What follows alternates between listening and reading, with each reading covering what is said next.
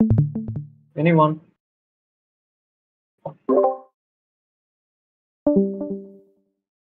ওকে, ওকে। তাহলে আমরা হচ্ছে শুরু করতে পারি। ওকে? হুম, হুম, ঠিক আছে। আচ্ছা। সো আমরা শুরুতে এমন একটা আ কিছু পর্যায়ে কথা বলব যেখানে হচ্ছে কোনো ইন্টারেক্টিভ কোয়েশ্চেন আমরা নিব না। এর পরবর্তীতে হচ্ছে আমি বলব যে যেখান থেকে হচ্ছে আপনারা আমার কথা বা আমার বা যখন যে কথাটাই বলব না কেন তার মাঝখানে ইন্টারাপ্ট করে কোয়েশ্চেন করার সুযোগ থাকবে। সো ঠিক আছে? সো সেশনটা যেহেতু বলা হইছে অ্যাপ্রোচিং মোশন এর উপর, সো তার মানে আমরা বুঝতে পারি যে যেকোনো একটা মোশন প্রেপ টাইমে ১৫ মিনিট বা ২০ মিনিট আগে যখন আমরা হাতে পাই, সেই সময় আমাদের অ্যাপ্রোচ কিরকম হওয়া উচিত, আমাদের চিন্তা ভাবনা কোন অ্যাঙ্গেল থেকে করা উচিত এবং আমরা অলরেডি যে আর্গুমেন্ট জানি বা যেটা আমাদের মনে হচ্ছে সেটাকে মোশনের সাথে কিভাবে অ্যালাইন করে ডেলিভারি করতে হয়।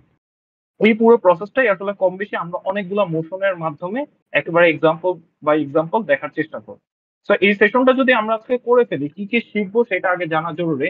ইটস বিকজ আমরা যদি পারপাস না থাকে স্পেসিফিক্যালি কোন সেশনের, তাহলে সেই সেশন থেকে আসলে আউটপুট বের করা পসিবল না। তো তার মানে আমাদের পারপাস কি, কি? আম ছোট করে বলা যাইতে পারে, আমরা পরবর্তীতে যখন মোশন হাতে পাবো, আমাদের প্রেপ টাইমটাকে অনেক এফিশিয়েন্ট করতে পারবো। তো এটাকে আমি ডিরেক্টলি কোনো প্রেপ টাইম এফিশিয়েন্সি সেশন বলবো না। কারণ সেটা নিয়ে একটা হোল আলাদা ডেডিকেটেড সেশন নেওয়া যায়। আম জাস্ট যেটা আমাদের চিন্তা ভাবনা আমাদের রেলেভেন্ট রাখার জন্য হেল্প করবে, সেই মোশনের সাথে সম্পর্কিত ডিসকাশন গুলো আজকে হবে। তারপর অফেন টাইম আমরা প্রায় সময় জাজদের কাছ থেকে যখন ইভালুয়েশন বা ফিডব্যাক শুনি, তখন অনেক ক্ষেত্রেই জাজেসরা বলে যে তোমার আর্গুমেন্ট গুলো খুব ভালো ছিল, বাট তোমার আর্গুমেন্ট বা তোমার স্পিচের মধ্যে আমি গ্রামারটা পাই নাই, ডিবেটের গ্রামারটা মিসিং। একটা লট অফ টাইম আমার চলে গেছে এটা শুনতে শুনতে যে ও খুব মার্ক ভালো পাইছে বা ওই টিম জিততে পেরেছে বিকজ ওদের গ্রামার অনেক ভালো ছিল বা ওরা গ্রামাটিক্যালি তোমাদের থেকে বেটার সাউন্ড করছে। সো হোয়াট ডাজ এই অ্যাকচুয়ালি গ্রামাটিক্যালি কারেক্ট হওয়া বলতে এই জাজেসরা বুঝায়, সেটা আমরা আজকের এই সেশনে দেখবো। দ্যাট ইজ গ্রামাটিক্যালি কারেক্ট কিভাবে হওয়া যায় এবং অলসো লাস্টলি যে কোনো একটা মোশন নিয়ে অনেক সময় অনেক ভালো ভালো টিমসেরও এই প্রবলেমটা হয় যে অনেক ভালো আর্গুমেন্ট রান করে, বাট সমস্যা যেটা সেটা হচ্ছে এই মোশনের ডিমান্ড ফুলফিল করে না। সো আজকের এই সেশনের পর হোপফুলি মোটা দাগে আপনারা একটা মোশন হাতে পাওয়ার পর সেই মোশন সম্পর্কে রেলেভেন্ট ডিসকাশন গুলো করতে পারবেন এবং আহ, যেটাকে আমরা বলতে পারি মোশন ডিমান্ড, সেটাও ফুলফিল করতে পারবেন। ওকে? তো তার মানে এই সবকিছু যদি হয়ে থাকে তাহলে আমাদের পরিধি জানতে হবে। ডিবেটিং এর খুব ইন্টারেস্টিং দুইটা টার্ম আছে যেটা আমাকে সবসময় আর কি যতদিনই এই স্পোর্টস এর সাথে আমি অ্যালাইন থাকি তত আমার ভালো লাগে। যদিও এটাকে মানুষ ইসিএ হিসেবে টার্ম করে, এক্সট্রা কারিকুলার অ্যাক্টিভিটিস, বাট আমি এটাকে স্পোর্টস বলতে বেশি পছন্দ করি বিকজ এখানে রুলস রেগুলেশন যেমন এক্সিস্ট করে, তেমনি এখান থেকে নিজের মতো কাস্টম করে স্ট্র্যাটেজি বের করাও অনেক সুযোগ থাকে। প্রথম যে মজার ফাইন্ডিংটা আমার, সেটা হচ্ছে ইট ডাজন্ট ম্যাটার আমাদের যে কয়জন মানুষজন আমরা ডিবেট করি, সবার পক্ষে তো আসলে সবকিছু জানা সম্ভব না। কেউ ইকোনমিক্স, কেউ আইআর, কেউ স্পোর্টস, কেউ হয়তো বা কোনো পলিটিক্স এর মোশনে অনেক বেশি জ্ঞান রাখে। বাট মোশন যখন আমরা একটা টুর্নামেন্টে পাই, প্রিলিমিনারি ৪ রাউন্ড বলেন বা ৫ রাউন্ড বলেন কিংবা পোস্ট ব্রেকে, তখন অনেক সময় একজন একটু অ্যাডভান্টেজ পায় আরেকজন পায় না, যার যে ফিল্ডে নলেজ আছে সেটার উপর বেস করে।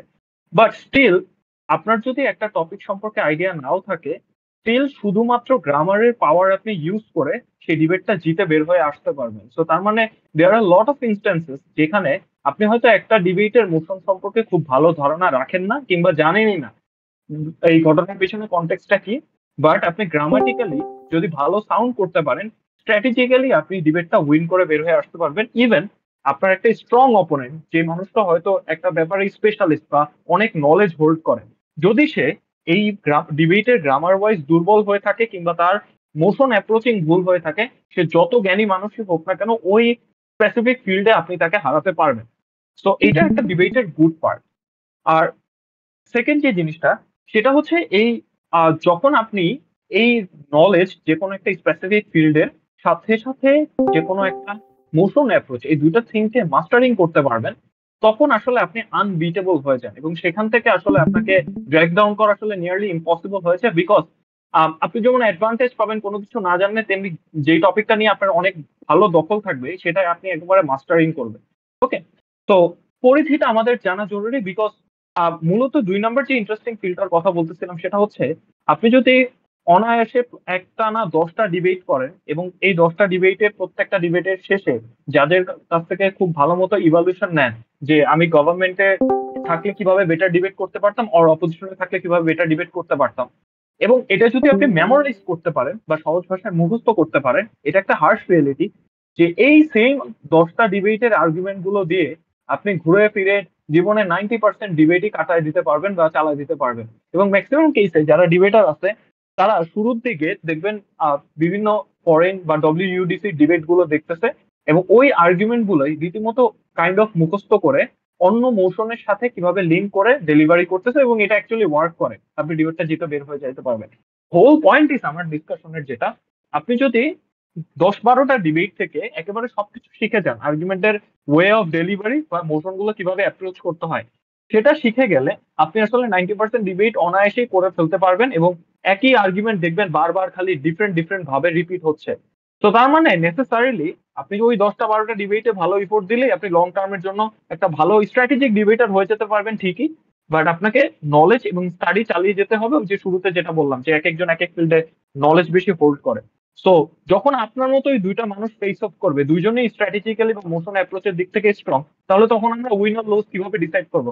স্বাভাবিকভাবেই যে ওটার বেটার ইমপ্লিমেন্টেশন দেখাতে পারবে বা যে বেটার নলেজ হোল্ড করবে, রাইট? তো আমাদের আজকে ওই পরিধিটা আজকে জানা উচিত যে কতটুকু পরিধির মধ্যে থাকলে আমরা মোটা দাগে মেজরিটি ডিবেটের মোশন গুলো কভার করে ফেলতে পারবো এবং আমাদের স্ট্রাগল গুলো আসলে কমে যাবে, রাইট? তো তার মানে আমরা ফার্স্টে এখন আলোচনা করতে পারি টাইপস অফ মোশন নিয়ে, যেগুলো আজকের আমার সেশনে থাকবে।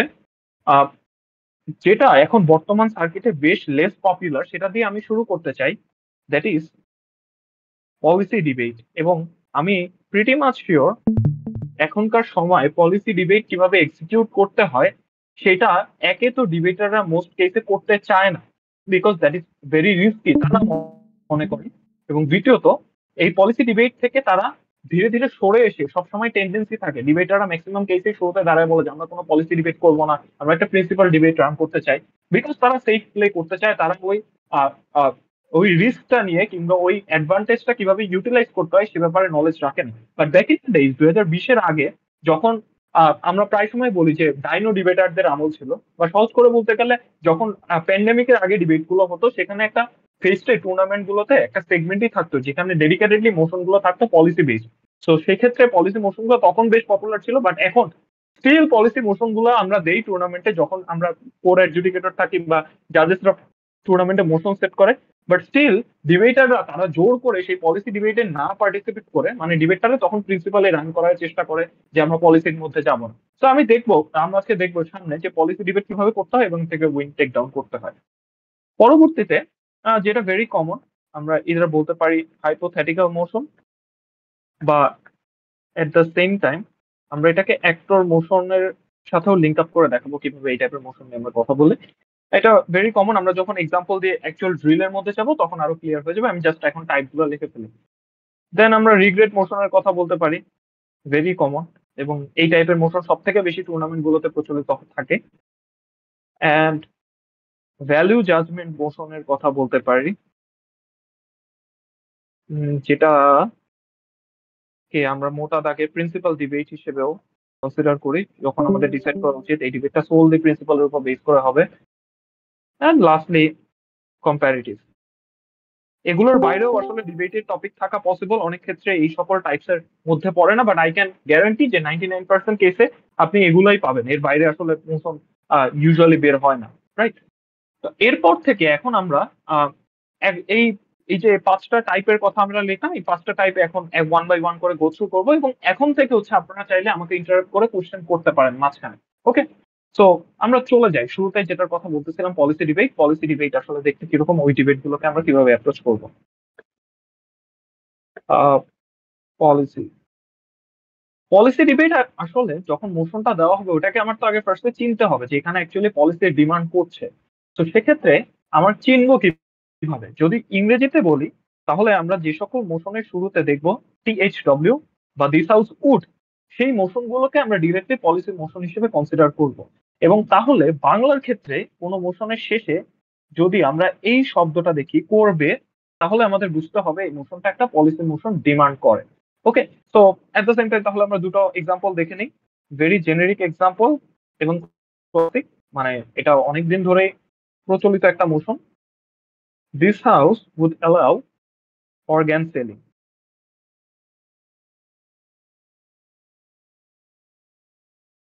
অন দি আদার হ্যান্ড, আমরা যদি বাংলায় আরেকটি মোশন কনসিডার করি, এইটাও অনেক পপুলার এবং প্রচুর টুর্নামেন্টে আমি আসতে দেখেছি।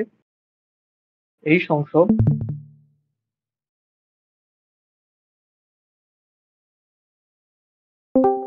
পার্বত্য চট্টগ্রামে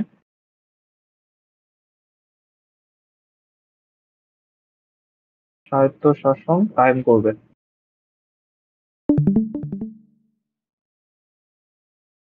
খেয়াল করে দেখবেন, যে দুটো কন্ডিশন আমি বলেছি, যে দিস হাউস উড, THW এটা দিয়ে স্টার্ট হবে এবং বাংলার ক্ষেত্রে লাস্টে আমরা দেখবো করবে। ওকে, তো এখন আহ, আমরা যখন গভর্নমেন্ট থেকে চিন্তা করব এই ধরনের মোশন গুলোকে কিভাবে আমাদের আসলে প্রেপ টাইমে চিন্তা করে কেস কনস্ট্রাকশন করা উচিত, তো think about from the prime minister, যাকে আমরা শুরুতে আর্গুমেন্টেশন বা তার স্পিচটা মোটামুটি ডিসকাস করে সেট করে তাকে আমরা শুরুতে পাঠাবো। সেক্ষেত্রে আমরা মোট দাগে কম বেশি সবাই শুনেছি যে প্রাইম মিনিস্টারের কাজ কি, একটা মোশন হাতে পাওয়ার পর বেসিক কোশ্চেন কি, কেন, কিভাবে, এই তিনটা কোশ্চেনের যদি আনসার সে ঠিক মতো দিতে পারে, তাহলেই হচ্ছে তার মোটামুটি প্রাইম মিনিস্টারের রোল ফুলফিলমেন্ট হয়ে যাবে, আমরা সেটা আশা করতে পারি। তাহলে এখন কি এর মধ্যে কি জিনিসপাতি পড়ে? আহ কি এর মধ্যে পড়বে ক্যারেক্টারাইজেশন, অর্থাৎ যেই সকল শব্দগুলো ক্যারেক্টারাইজেশনের ডিমান্ড রাখতেছে। যেমন এখানে আমরা বলতে পারি পার্বত্য চট্টগ্রাম, এখানে গভর্নমেন্ট টিম থেকে যখন আসবে পার্বত্য চট্টগ্রামেই কেন এই ডিবেটটা টেক প্লেস করতেছে, সেটা পার্বত্য চট্টগ্রামের বর্তমান পরিস্থিতিটা দেখতে কিরকম, এবং এখানে শুধু পার্বত্য চট্টগ্রামই কেন বলা হলো, বাংলাদেশে তো পার্বত্য আরো অঞ্চল এরিয়াগুলো রয়েছে, এবং বর্তমানে পার্বত্য চট্টগ্রামে যেখানে আমরা স্বায়ত্তশাসন দিতে চাচ্ছি সেখানে আসলে কোন গোষ্ঠীর মানুষজনের জন্য এই স্বায়ত্তশাসন দেওয়া প্রয়োজন পড়তেছে। এটা যেমন একটা কিওয়ার্ড, ঠিক তেমনি স্বায়ত্তশাসন এইটা অ্যানাদার কিওয়ার্ড যেটাকে ক্যারেক্টারাইজ করা প্রয়োজন। এখন এই ক্যারেক্টারাইজ যখন আমি করতে যাব, তখন খেয়াল করে দেখতে হবে যে স্বায়ত্ত শাসন এটার কিন্তু সংজ্ঞা ডিমান্ড করতেছে না। আমি আবার বলতেছি যে এক্ষেত্রে খেয়াল রাখা দরকার যে সংজ্ঞায়ন এবং ক্যারেক্টারাইজেশন দুটো তো ডিফারেন্ট জিনিস। এখনকার দিনে ডিবেটাররা মোটামুটি এইটা আগে বুঝে থাকি, না বুঝলে কোশ্চেন করতে পারে, সেটা নিয়ে হয়তো 30 সেকেন্ড আর 40 সেকেন্ডে ডেসক্রাইব করা যাবে। বাট যেটা বোঝাতে চাচ্ছি যে স্বায়ত্ত শাসন মানে একটা আলাদা অঞ্চলকে তাদের নিজস্ব কিছু ক্ষমতা আমি দিয়ে দিব, সারা বাংলাদেশের যে অথরিটি রয়েছে বা সেন্ট্রাল গভর্নমেন্ট যেটা ঢাকা কেন্দ্রিক, তার বাইরে থেকে তাদের হাতে কিছু আলাদা অথরিটি থাকবে, তারা নিজেদের মতো কিছু শাসনতন্ত্র প্রতিষ্ঠা করতে পারবে। এখন সেক্ষেত্রে এই স্বায়ত্ত শাসনটা দেখতে কিরকম হবে? দেখতে কিরকম হবে বলতে, তাদের এই যে সরকার যে তারা আলাদা করে একটা শাসনতন্ত্র কায়েম করবে, সেখানে তাদের নেতা কারা নির্ধারিত হবে, নিজস্ব যে অঞ্চলের মানুষজন গুলো রয়েছে সেই অঞ্চলের মানুষজনের মধ্যে কি তারা একটা ভোটের আয়োজন করবে, বা তাদের মধ্য থেকে কি কেন্দ্রীয় সরকারই কোনো নেতা সিলেক্ট করে দিবে, এবং তাদের মধ্যে কি আলাদা কোনো একটা মিলিটারি বাহিনী গঠন করার ক্ষমতা আমরা তাদেরকে দিব কিনা। তো তার মানে খেয়াল করে দেখেন, স্বায়ত্ত শাসন এই জিনিসটা কিন্তু অনেক বড় একটা ওয়ার্ড ডিমান্ড করতেছে আপনার কাছে। তো ক্যারেক্টারাইজেশনের আন্ডারে আপনি এই সকল প্রশ্নের উত্তর মোটা দাগে দিতে পারেন। এবং অলসো আমরা অনেক সময় চিন্তা করি না যে মোশনটা যে দেওয়া হয়েছে তার পিছনে আর্জেন্সি বা ব্যাকগ্রাউন্ড স্টোরিটা কি। তো আপনি চাইলে এই মোশনের যে কনটেক্সট সেটিও এই কি প্রশ্নের উত্তরের জায়গায় ক্লিয়ার করতে পারেন। এখন পর্যন্ত আমরা পলিসি ডিবেটটা যেভাবে করতে হয় সেখানে আমরা আসিনি, আমরা জাস্ট বেসিক পিএম স্পিচটাকে দাঁড় করানোর চেষ্টা করতেছি। ওকে, এর পরবর্তীতে আমরা আসলে ডিবেটের একটা গোল সেট করতে চাই। গোল সেট করা ইন সেন্স, সরকার দল প্রত্যেকটা ডিবেটে এই জিনিসটা করার সুযোগ পায় যে আমি এই যে প্রস্তাবটা কেবলমাত্র সরকার দল হাউসে উত্থাপন করতেছে, যদি এই প্রস্তাবটা হাউসে পাস হয়ে যায় মানে সরকার দল যদি জিতে যায়, তাহলে পাস হওয়ার পরবর্তীতে কি কি জিনিস আমরা অ্যাচিভ করতে পারি, কিংবা যদি পাস হয় তার বেসিসেই আমরা আসলে নৈতিকভাবে কোন কোন দিকে আগায় থাকতে পারি। তো এই জিনিসগুলো একটা সরকার দল আসলে তার পাস করানোর পিছনে গোল বা উদ্দেশ্য হিসেবে দিয়ে থাকে, যে আমরা পয়েন্ট এ থেকে পয়েন্ট জেড এ পৌঁছাতে চাই। এবার যখন আপনি কেন প্রশ্নের উত্তরগুলো দিবেন, তার মানে তখন আপনার আর্জেন্সি বোঝাতে হবে যে কেন এই মুহূর্তে স্বায়ত্তশাসন ছাড়া আর কোনো অল্টারনেটিভ কাজ করবে না, সেটা একটা গভর্নমেন্ট টিমের দায়িত্ব এই ডিবেটে তাকে বোঝায় বলা। এবং এই ক্ষেত্রে আমরা যে তখন মোরাল বা আর্গুমেন্ট গুলো দেই যেগুলো হার্ম প্রিন্সিপাল, সেগুলো আমরা দিতে পারি, যেগুলো দিয়ে আমরা আর্জেন্সিটাকে স্টাবলিশ করতে পারি যে এই কারণে আমার বর্তমান সময় এখন স্বায়ত্তশাসন দেওয়াটা জরুরি। রাইট? এইবার নাও comes the most important part, কিভাবে। আমরা প্রায় সময় একটা ওয়ার্ড জাজেসদের কাছ থেকে শুনে থাকি যে তোমার স্পিচটা ভালো ছিল বা তোমাদের ডিবেটটা ভালো হয়েছে, বা তোমাদের ডিবেটে মেকানিজমের অভাব ছিল। এবং এটা ভেরি ইরিটেটিং ভেরি সামটাইম, যে আমি খুব ভালো ভালো আর্গুমেন্টেশন দিতে, আমার আর্গুমেন্ট গুলো ট্রু, আর্গুমেন্ট গুলো এস্টাবলিশড, বাট জাজ বলতেছে এই আর্গুমেন্টের মেকানিজম নাই। এর কারণটা কি? কারণটা দিয়ে সিম্পলি যেটা বোঝায় যে আমি তোমার আর্গুমেন্টটা বুঝতে পারছি, বাট আমি এটা শিওর না তোমার আর্গুমেন্টটা কেন কিভাবে কাজ করবে, বা তোমার আর্গুমেন্টটা যে আদৌ কাজ করবে কি করবে না, এটা লাইকলিহুড বা সম্ভাব্যতা কতটুকু। তো তার মানে যখন তুমি বলতেছো সামথিং করবে, তার মানে আমি এটা অলরেডি বুঝে নিচ্ছি যে এই কাজটা বর্তমানে চলতেছে না, তার মানে যেটা স্ট্যাটাস কো না, বর্তমান সময় এই কাজটা হচ্ছে না, তুমি নতুন করে কোনো কিছু করতে চাও। যদি তোমার সেটা উদ্দেশ্য হয়, তাহলে তুমি যেহেতু নতুন একটা ইন্ট্রোডাকশন করতে চাচ্ছ, সেই ইন্ট্রোডাকশনটা কিভাবে হবে, each and every single process আমাকে খাওয়াই দিতে হবে। কারণ স্বাভাবিকভাবেই আমরা জানি যে জাজ হিসেবে ডিবেটে বসেন সে একজন অ্যাভারেজ ইন্টেলিজেন্ট মানুষ। তার কাছ থেকে আমরা এক্সপেক্ট করবো না সে আমাদের কোনো কথা অটোমেটিক্যালি নিজে থেকে ইন্টারপ্রেট করবে বা নিজে থেকে বুঝে নেবে। তো তাকে আমাদের সাধারণ মানুষের মতো করে বোঝানোর সর্বোচ্চ চেষ্টা চালাতে হবে। তো এখন মেকানিজম মানে কি বোঝানো যায়? মেকানিজম দিয়ে দেখো, তুমি চিন্তা করো, স্বায়ত্তশাসনের কথা যেহেতু আমরা বলতেছি, তো তাহলে আমার ওই পিকচার পেইন্টের জায়গায়, ওই আর্জেন্সির জায়গায় প্রত্যেকটা প্রসেস আমাদেরকে ডেসক্রাইব করতে হবে। তো এখন আমরা তো এই কথাটা প্রায় সময় শুনি যে আমাদের কিভাবে আসলে কোনো মোশনের আর্গুমেন্ট বা কেস কনস্ট্রাক্ট করা উচিত। সবার আগে মোশনটা হাতে পাওয়ার পর আমার টিমের সাথে, তিনজনের সাথে ডিসকাস করবো যে আমরা কি সরকার দলে এই জিনিসটা প্রুফ করবো, যে আমরা সরকার দলে এটা প্রুফ করবো না যে আমাদের পার্বত্য অঞ্চলের মানুষজন গুলো অনেক বেশি ভালনারেবল, বর্তমান যে সরকার আছে তাদেরকে প্রপার রাইট দিতে পারতেছে না, তাদের কন্টিনিউয়াস যে 1971 আমরা স্বাধীনতা পেয়েছি তারপর থেকে তারা আমাদের মেইন স্ট্রিমের সাধারণ মানুষজনের সাথে তারা অসন্তুষ্ট, তারা কন্টিনিউয়াসলি চায় আলাদা হয়ে যেতে, তারা আমাদের সংস্কৃতি ধারণ করে না, তারা একটা আলাদা নিজের আইডেন্টিটি নিয়ে থাকতে চায়। তো ইটস বেটার যে যেহেতু তারা আমরা তাদেরকে লম্বা সময় ধরে এই শোষণ করেছি বা তাদের প্রপার রাইট দিতে পারি নাই, তো এখন আমরা তাদেরকে স্বায়ত্তশাসন দিব কি দিব না এটা নিয়ে ডিবেট, এবং আমরা দিব বলবো এটা গভর্নমেন্ট টিম থেকে। তো তিনজন স্পিকার, আমি এশিয়ান পার্লামেন্টারি কথা বলতেছি, তো তখন এভাবে এগ্রি করার পর তাহলে তারা চিন্তা করা শুরু করে এবার আমরা তাহলে কেস বানাবো কিভাবে বা আর্গুমেন্ট বানাবো কিভাবে। স্বাভাবিকভাবে আমাদের চিন্তা করতে হবে এই ডিবেটে ক্ল্যাশ পয়েন্ট কি কি আসবে বা অপোজিশনের আর্গুমেন্ট কি কি আসবে। অপোজিশনের ওই আর্গুমেন্ট থেকে আমি ক্ল্যাশ পয়েন্ট ডিটেক্ট করব, এবং ক্ল্যাশ পয়েন্ট থেকে আমার কেসটাকে কিভাবে শেপ দিয়ে একটা কনক্রিট বুলেট প্রুফ আর্গুমেন্ট বানাতে পারি সেটা চিন্তা করতে হবে। ওকে। তো এখন আমি যদি চিন্তা করতে চাই, স্বাভাবিকভাবেই এই মোশনটা হাতে পাওয়ার পর যখন আমি বলবো যে একটা দেশের মধ্যে একটা ছোট অঞ্চলকে আমি স্বায়ত্তশাসন ধরায় দিব, যে কোনো অপোজিশন টিম শুরু থেকে এসে বলবে স্বায়ত্তশাসন দিয়ে দিবেন, মানে ওদের মধ্যে যদি আপনি আলাদা করে একটা পাওয়ার দিয়ে দেন, তাহলে ডেফিনেটলি ওরা সেখান থেকে রেবেল করে একটা আলাদা স্টেট হয়ে যাওয়ার চেষ্টা করবে। অর্থাৎ পুরো পার্বত্য পাহাড় থেকে আমাদের সার্বভৌমত্বের অংশীদারিত্ব চলে যাবে এবং ওটা বাংলাদেশ থেকে পুরোপুরি আলাদা হয়ে যাবে। তো তার মানে এখানে আপনার যদি গভর্নমেন্ট টিমে থাকেন, সর্বপ্রথম এইটা ডিল করার ক্যাপাসিটি রাখতে হবে যে আচ্ছা ওরা কি সার্বভৌমত্ব আমাদের থ্রেটের মধ্যে মুখে পড়বে কিনা। So that is the clash point. এবং এইখান থেকে আমি আমার একটা মেকানিজম ডিরাইভ করবো। সেটা হচ্ছে আমি যদি একে আলাদা স্বায়ত্তশাসন দেই, তাহলে আমি স্বায়ত্তশাসন খালি এভাবে দিয়ে দিব না যে তোমার আলাদা একটা বাউন্ডারি দিয়ে তুমি আলাদা স্টেট গঠন করতে পারবা। এখানে তাহলে স্বায়ত্তশাসনটা দেখতে নির্দিষ্ট কিছু রুলস এন্ড রেগুলেশন থাকবে। তো তার মানে আমাদের এখানে সেন্ট্রাল বা মেইন যে অথরিটি আছে, মেইন যে মেইন স্ট্রিমের গভর্নমেন্ট আছে, সেটারও কিছু প্রতিনিধি থাকবে এবং তোমাদেরও মেজরিটি প্রতিনিধি থাকবে। তো তার মানে এখানে পুরোপুরি তাদের অধিকারে পুরো দেশটাকে আলাদা করে ক্যাপচার করে নেওয়ার কোনো ক্যাপাসিটি থাকবে না। এই যে আমি এইমাত্র যে কথাটা বললাম, সেই কথাটা কিন্তু একটা সাধারণ স্বায়ত্তশাসনের সংজ্ঞায় পড়ে না। এই স্বায়ত্তশাসনের ক্যারেক্টারাইজেশনটা আপনি করবেন আপনার এই মোশনের নিজের টিমের উইন করার সাথে। তো তার মানে এইটাকে আমরা অনেক সময় ডিবেটে মডেল প্রপোজ করাও বলে থাকি, যে তোমার মডেলটা দেখতে কিরকম হবে। তো এই ক্ষেত্রে আমি শুরুতে যেমন বললাম যে আমার প্রথমে একটা স্বায়ত্তশাসনের ক্ষেত্রে আমি রুলস এন্ড রেগুলেশন গুলো অ্যাপ্লাই করে দিলাম। সেকেন্ড যে কোশ্চেন যেটা, যে আচ্ছা আপনি নাইলে মেইন স্ট্রিমের মানুষজনকে সহ ওইখানে রিপ্রেজেন্টেটিভ রাখবেন, তাহলে তারা রেবেলিয়াস হতে পারবে না, বুঝলাম।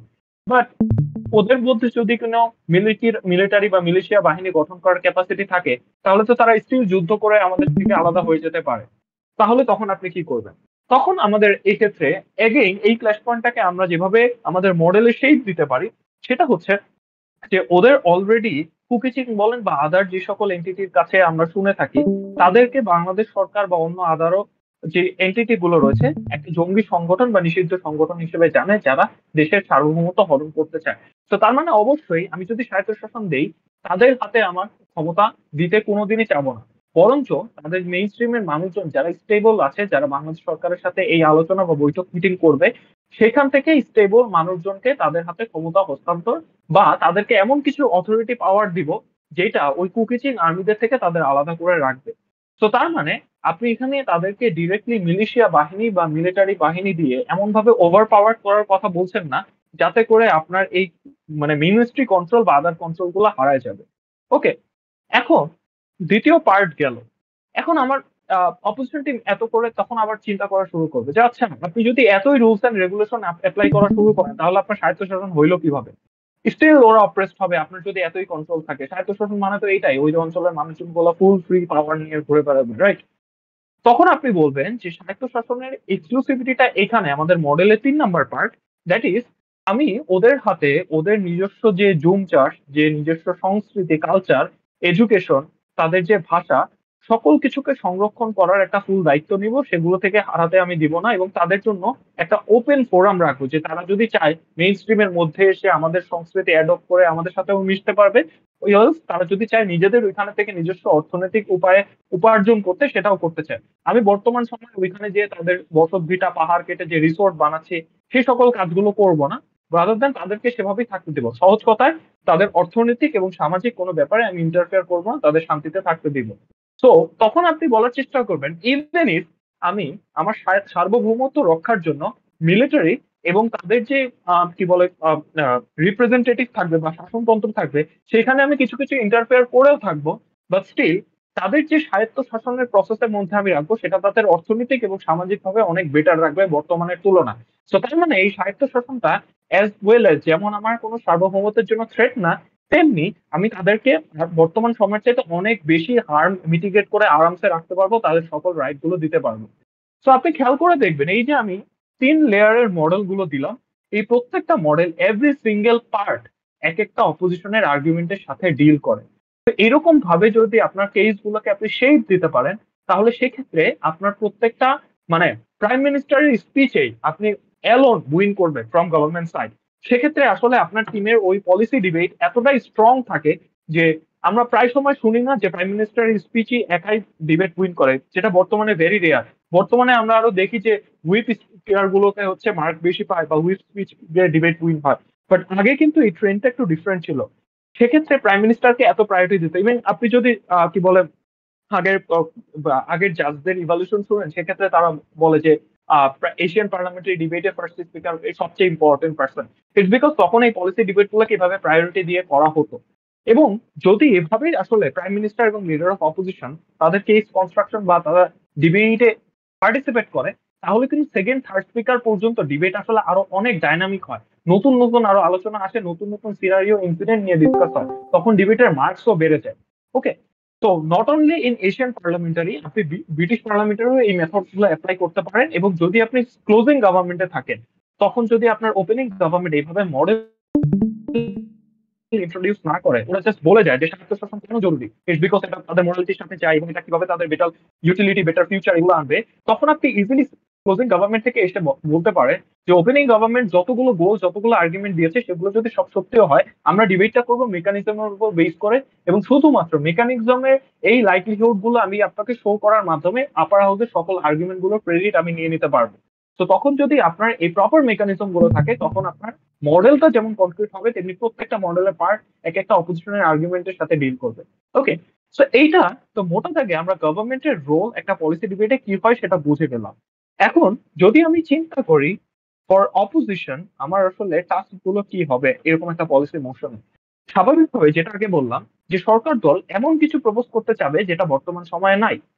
তখন অপোজিশন থেকে এসে আপনার ডিরেক্টলি বর্তমান সময়টাকে ডিফেন্ড করতে হবে, প্রুভ করতে হবে কেন বর্তমান সময় একটা বেস্ট সময়। তো তার মানে স্ট্যাটাস কো যেটা আমরা বর্তমানে বাস করতেছি, যে প্রসেসের মধ্য দিয়ে এই উপজাতি মানুষজন গুলো রয়েছে তারা কিভাবে বর্তমানে বেটার আছে এবং ধীরে ধীরে বেটারমেন্টের দিকে এগিয়ে যাচ্ছে সেটাকে আপনার প্রপোজ করতে হবে। এবং as well as government team যেইভাবে তাদের মডেল গুলো রান করতেছে, খেয়াল করে দেখেন এই যে মডেলের যে মেকানিজম পার্টটা আমি বললাম, এই প্রত্যেকটা পার্ট কিন্তু এক একটা সরকার দল এক এক ভাবে ডিফাইন করবে, রাইট? প্রসেস গুলো দিবে।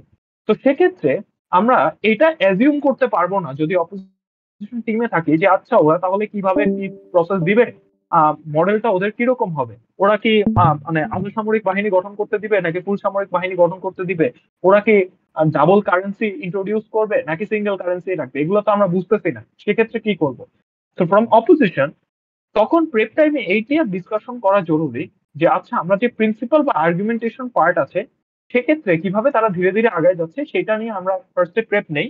দেন পরবর্তীতে আমরা ডিসাইড করি যে তাদের এই যে মডেলটা রয়েছে বা মেকানিজমটাকে আমরা কিভাবে অ্যাটাক করব। এবং ঠিক এই কারণেই আমরা এই যে এশিয়ান পার্লামেন্টের বা 3v3 ডিবেটে দেখে থাকি একটা স্ট্র্যাটেজিক টাইম অপোজিশন টিমকে দেওয়া হচ্ছে। এটার কারণ কিন্তু মূলত এই কারণেই যে প্রাইম মিনিস্টার স্পিচের পর অপোজিশন লিডার একটা 1 মিনিটের স্ট্র্যাটেজিক টাইম পাবে, যেখানে সে আসলে চিন্তা করার সময় পাবে যে আচ্ছা ও হঠাৎ করে নতুন মডেল মডেল এগুলো ইন্ট্রোডিউস করেছে, তো এগুলোকে কিভাবে টিমের সাথে ডিসকাস করে ব্রেকডাউন করা যায়। But when it is a BP debate বা এশিয়ান পার্লামেন্টারি যখন 7 মিনিটের স্পিচ থাকে তখন কেন স্ট্র্যাটেজিক টাইম দেওয়া হয় না? ইটস বিকজ 7 মিনিটের স্পিচেও যদি নতুন করে মডেলের ক্যারেক্টারাইজেশন যে কোনো প্রাইম মিনিস্টার স্পিকার করেও 6 মিনিটের পর বা পুরো 7 মিনিট জুড়ে সে কিন্তু এই পুরো কাজটা করে না, তার নিজের স্পিচের সামারি আপ দেওয়া অ্যান্ড আদার দেন একটা লম্বা সময় তাকে ব্যয় করতে হয়। সেক্ষেত্রে যেহেতু 7 মিনিট স্পিচ টাইম থাকে, লিডার অফ অপোজিশনকেও এটা ধরে নিতে বলা হয় যে এই 7 মিনিটের মধ্যেই তুমি তার মডেল বা এই পলিসিকে কিভাবে ডিল করবা, প্রত্যেকটা মেকানিজমকে কিভাবে ডিল করবা, সেটা আসলে তোমার ওই 7 মিনিটের মধ্যেই ডিসাইড করতে হবে। সো মূল কথা যেটা, এই স্ট্র্যাটেজিক টাইমের আমরা শর্ট একটা ইতিহাসটা জানলাম। এখন যদি অপোজিশনে থাকি, তো তাহলে আমাদের স্ট্যাটাস কো বা বর্তমান সময়টাকে কিভাবে সুপ্রিম সেটা যেমন আমরা প্রমাণ করব, এট দি সেম টাইম আমরা এইটা প্রমাণ করার চেষ্টা করব যে পলিসির প্রত্যেকটা পার্ট কেন অ্যাচিভ করা গভর্নমেন্ট টিমের জন্য অনেক বেশি কষ্টকর। এবং অপোজিশনের এখানে একটা স্মার্ট স্ট্র্যাটেজি হচ্ছে যে যদি কোনো গভর্নমেন্ট টিম অনেক স্ট্রং কোনো পলিসি দিয়ে দেয়, সেক্ষেত্রে আমরা কেবলমাত্র হোয়াট অ্যাবাউটিজম করেও ডিবেটটা জিততে পারি, বাট যেটা আমি সাজেস্ট করি না। Whataboutism not recommended usually. এটার মানে কি আসলে? এটার মানে হচ্ছে আহ, আপনি এসে জাস্ট ডিরেক্টলি এটা বলতে পারেন যে গভর্নমেন্ট টিম আমি বুঝলাম আপনি সুন্দর একটা মডেল প্রপোজ করতেছেন, এভাবে এভাবে করবেন, বাট আমার মত জানা মতে পৃথিবীর কোনো দেশে এরকম হয় নাই, আপনার মডেল একটা ফার্স্ট ইন্ট্রোডাকশন এবং এটা ভেরি আনলাইকলি সফল হবে। এবং অলসো আপনার যদি জানা থাকে, আপনি বললেন যে এই দেশে এভাবে এই কি বলে নেটিভদেরকে সরানোর চেষ্টা করা হয়েছে বা স্বায়ত্তশাসন দেওয়ার চেষ্টা করা হয়েছে, বাট দিন শেষে ব্যর্থ হয়েছে। সো তার মানে বেসিক সিম্পল, আপনি যদি বলেন যে ওদের পলিসির প্রত্যেকটা পার্ট ওয়ন্ট ওয়ার্ক, মানে আপনি যদি কেবলমাত্র নেগেটিভ কেস দেওয়ার চেষ্টা করেন যে ওদের এই পলিসি গুলো ফাংশন করবে না, তাহলেই আপনি ডিবেটে একটা বড় এজ পেয়ে যাবেন। বাট এখানে রেকমেন্ডেড যেটা, সেটা হচ্ছে আপনার সেই এভিডেন্স গুলো দিয়ে এটা প্রুভ করা কেন অন্যান্য দেশে যখন এরকম নেটিভদেরকে স্বায়ত্তশাসন দেওয়ার চেষ্টা করা হয়েছে সেটা আরো হিতে বিপরীত হয়েছে এবং নিজের দেশের অর্থনীতি ক্ষতিগ্রস্ত হয়েছে। এবং এটা সব থেকে বড় ডাউন ওয়ার্ড যেটা দেখা দিতে পারে সেটা হচ্ছে অন্যান্য অঞ্চলে, প্রত্যেক অঞ্চলে মানে সেন্ট্রাল গভর্নমেন্টের পক্ষে প্রত্যেকটা রুট লেভেলের এরিয়ায় তো আর সমান সুযোগ সুবিধা বা তার রিসোর্স পৌঁছানো সম্ভব হয় না। সেক্ষেত্রে চান্সেস আর হাই যে সকল এরিয়া গুলোতেই আসলে সমান সুযোগ সুবিধা বা সার্ভিস কোনো সরকার দিতে পারবে না, প্রত্যেকটা এরিয়া তখন চাওয়া শুরু করবে যে হ্যাঁ আমাদেরকেও স্বায়ত্তশাসন দিয়ে দেওয়া হোক। তো তার মানে কি এইটা যে আমি সবাইকে এরকম ধীরে ধীরে স্বায়ত্তশাসন দেওয়া শুরু করব, তো তখন আসলে পৃথিবীটা আরো ওয়ার্স হয়ে যাবে রাদার দেন এখন একটা দুইটা যে জায়গায় একটু অস্থিতিশীল পরিস্থিতি আছে সেখানে আপনি নর্মালি সমস্যার সমাধান করেন। তো তার মানে স্ট্যাটাস কোকে ডিফেন্ড করার পাশাপাশি ওদের পলিসির প্রত্যেকটা পার্টকে আমি যদি বেসিক হোয়াটএভারিজম করি, সেক্ষেত্রেও জিতার একটা সম্ভাবনা থাকে। বাট রেকমেন্ডেশন এইটাই, আপনি এভিডেন্স এবং স্ট্যাটাস কোর ইম্পর্টেন্স, মোরালিটি হোক অ্যাজ ওয়েল এস ইউটিলিটি হোক, সেই দুটো দিয়ে কন্টিনিউয়াসলি ফাইট করার চেষ্টা করা যে আপনি ডিবেটটা কিভাবে উইন করতে পারেন। ওকে, সো মেকানিজমের পাশাপাশি দুই টিমই গভর্নমেন্ট এবং অপোজিশন যে বেসিক প্রিন্সিপাল আর্গুমেন্ট বা ইউটিলিটি বা কনসিকুয়েন্স গুলো আছে সেগুলো তো তারা অ্যাজ ওয়েল এস অ্যাপ্রোচ করবে, তাতে কোনো সমস্যা নেই, সেটা নর্মাল একটা ডিবেটে আমরা যেভাবে করি সেভাবেই যেতে থাকবে। ওকে, তো এতটুকু পর্যন্ত ছিল আমাদের পলিসি ডিবেটের ডিসকাশন। এবং এই পলিসি ডিবেট রিলেটেড যদি কারো কোনো কোশ্চেন থাকে করতে পারেন, আদারওয়াইজ হচ্ছে আমরা সামনে আরেকটা কি টাইপ লিখছিলাম, পরবর্তী টাইপ হাইপোথেটিক্যাল বা অ্যাক্টর মোশন, ওগুলো নিয়ে ডিসকাসে চলে যাবো। তবে মেকানিজমটা কি আরেকবার না বুঝাতে ভাই, পারবেন? আচ্ছা, মেকানিজম মানে হচ্ছে ওই যে মডেল দেওয়ার কথা আমরা বলি না, যেটাকে আমরা বলি যে আমি কোনো একটা নতুন জিনিস কিভাবে ইন্ট্রোডিউস করতে চাচ্ছি, সেক্ষেত্রে আমার প্রত্যেকটা পার্ট কিভাবে অ্যাচিভ করবো সেই প্রত্যেকটা প্রসেস। তার মানে স্বায়ত্তশাসন দিব, স্বায়ত্তশাসন দেওয়ার পর সরকারের বডিটা দেখতে কিরকম হবে, ওখানে লিডার কি হবে, জঙ্গি গোষ্ঠী থেকে লিডার বানাবো নাকি সাধারণ মানুষ থেকে লিডার বানাবো, এবং সেখানে রাজস্ব আয়ের ক্ষমতা কার থাকবে, কেন্দ্রীয় সরকারকে কি তার ট্যাক্স দেওয়া লাগবে, সেখানে কি আলাদা কারেন্সি থাকবে, এই যে প্রত্যেকটা কোশ্চেন কিভাবে কিভাবে অ্যাচিভ হবে, এই রকম প্রশ্নের উত্তর দেওয়াই হচ্ছে আমার নিজের মডেল বিল্ড আপ করা এবং জাজকে বোঝানো যে আমি যেই গোলটা অ্যাচিভ করতে চাই স্বায়ত্তশাসন অর্জন, সেটার এগেনস্টে আমার এই টনস অফ ওয়ে আছে, এবং সেই একটা এ এর পর বি, বি এর পর সি, এইভাবে করে করে আমি আগাবো। তো এটাই হচ্ছে মেকানিজম দিয়ে প্রুভ করা যে আমার কেসটা কিভাবে স্টাবলিশ হবে। ওকে। এবং আম, একটা ক্লাসিক এক্সাম্পল আছে, অনেক ফেমাস, আপনারা হয়তো অনেকে দেখে থাকবেন অথবা নাও দেখে থাকতে পারেন। ডব্লিউডিসি 2016 কোয়ার্টার ফাইনাল রুম 3 এ ইউটিউবে এই ভিডিওটা অ্যাভেলেবেল আছে। ওপেনিং গভর্নমেন্ট প্রাইম মিনিস্টার স্পিচটা আপনারা শুনতে পারেন, যেখানে চমৎকার মডেল দিয়ে ডিবেটটা তারা বের করে নিয়েছে। তো এই ভিডিওটা আপনাদের হোমওয়ার্ক অথবা নিজেদের সেলফ প্র্যাকটিসের জন্য আপনার রেকমেন্ডেড থাকলো। ওকে, অলরাইট। আচ্ছা, এরপর কি আছে? ওকে, তো আমরা এরপর চলে যাই হাইপোথেটিক্যাল অর অ্যাক্টর মোশনের ক্ষেত্রে।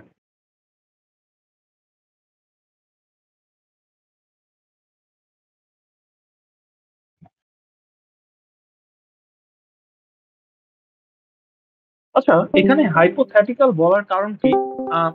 নেসেসারিলি এখানে অ্যাক্টর সবসময় যে একজন মানুষ হয় তা না। আমরা অনেক সময় দেখে দিস হাউস অ্যাজ অমুক বা অ্যাজ এক্স অথবা as person he or she, সেক্ষেত্রে তার থেকে আর্গুমেন্টেশন গুলো কিভাবে আসে সেটা এক্সপেক্ট করা হয়। তো এরকম কেসে বাংলার যদি একটা এক্সাম্পল দেখি, যে একটা মৌসুম নিয়ে চিন্তা করি। হুম হুম। আচ্ছা, এই সংসদ একজন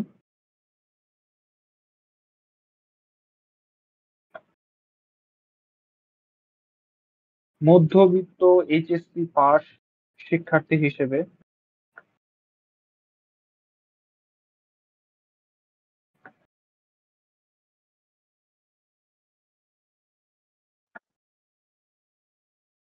বিদেশে উচ্চ শিক্ষার পরিবর্তে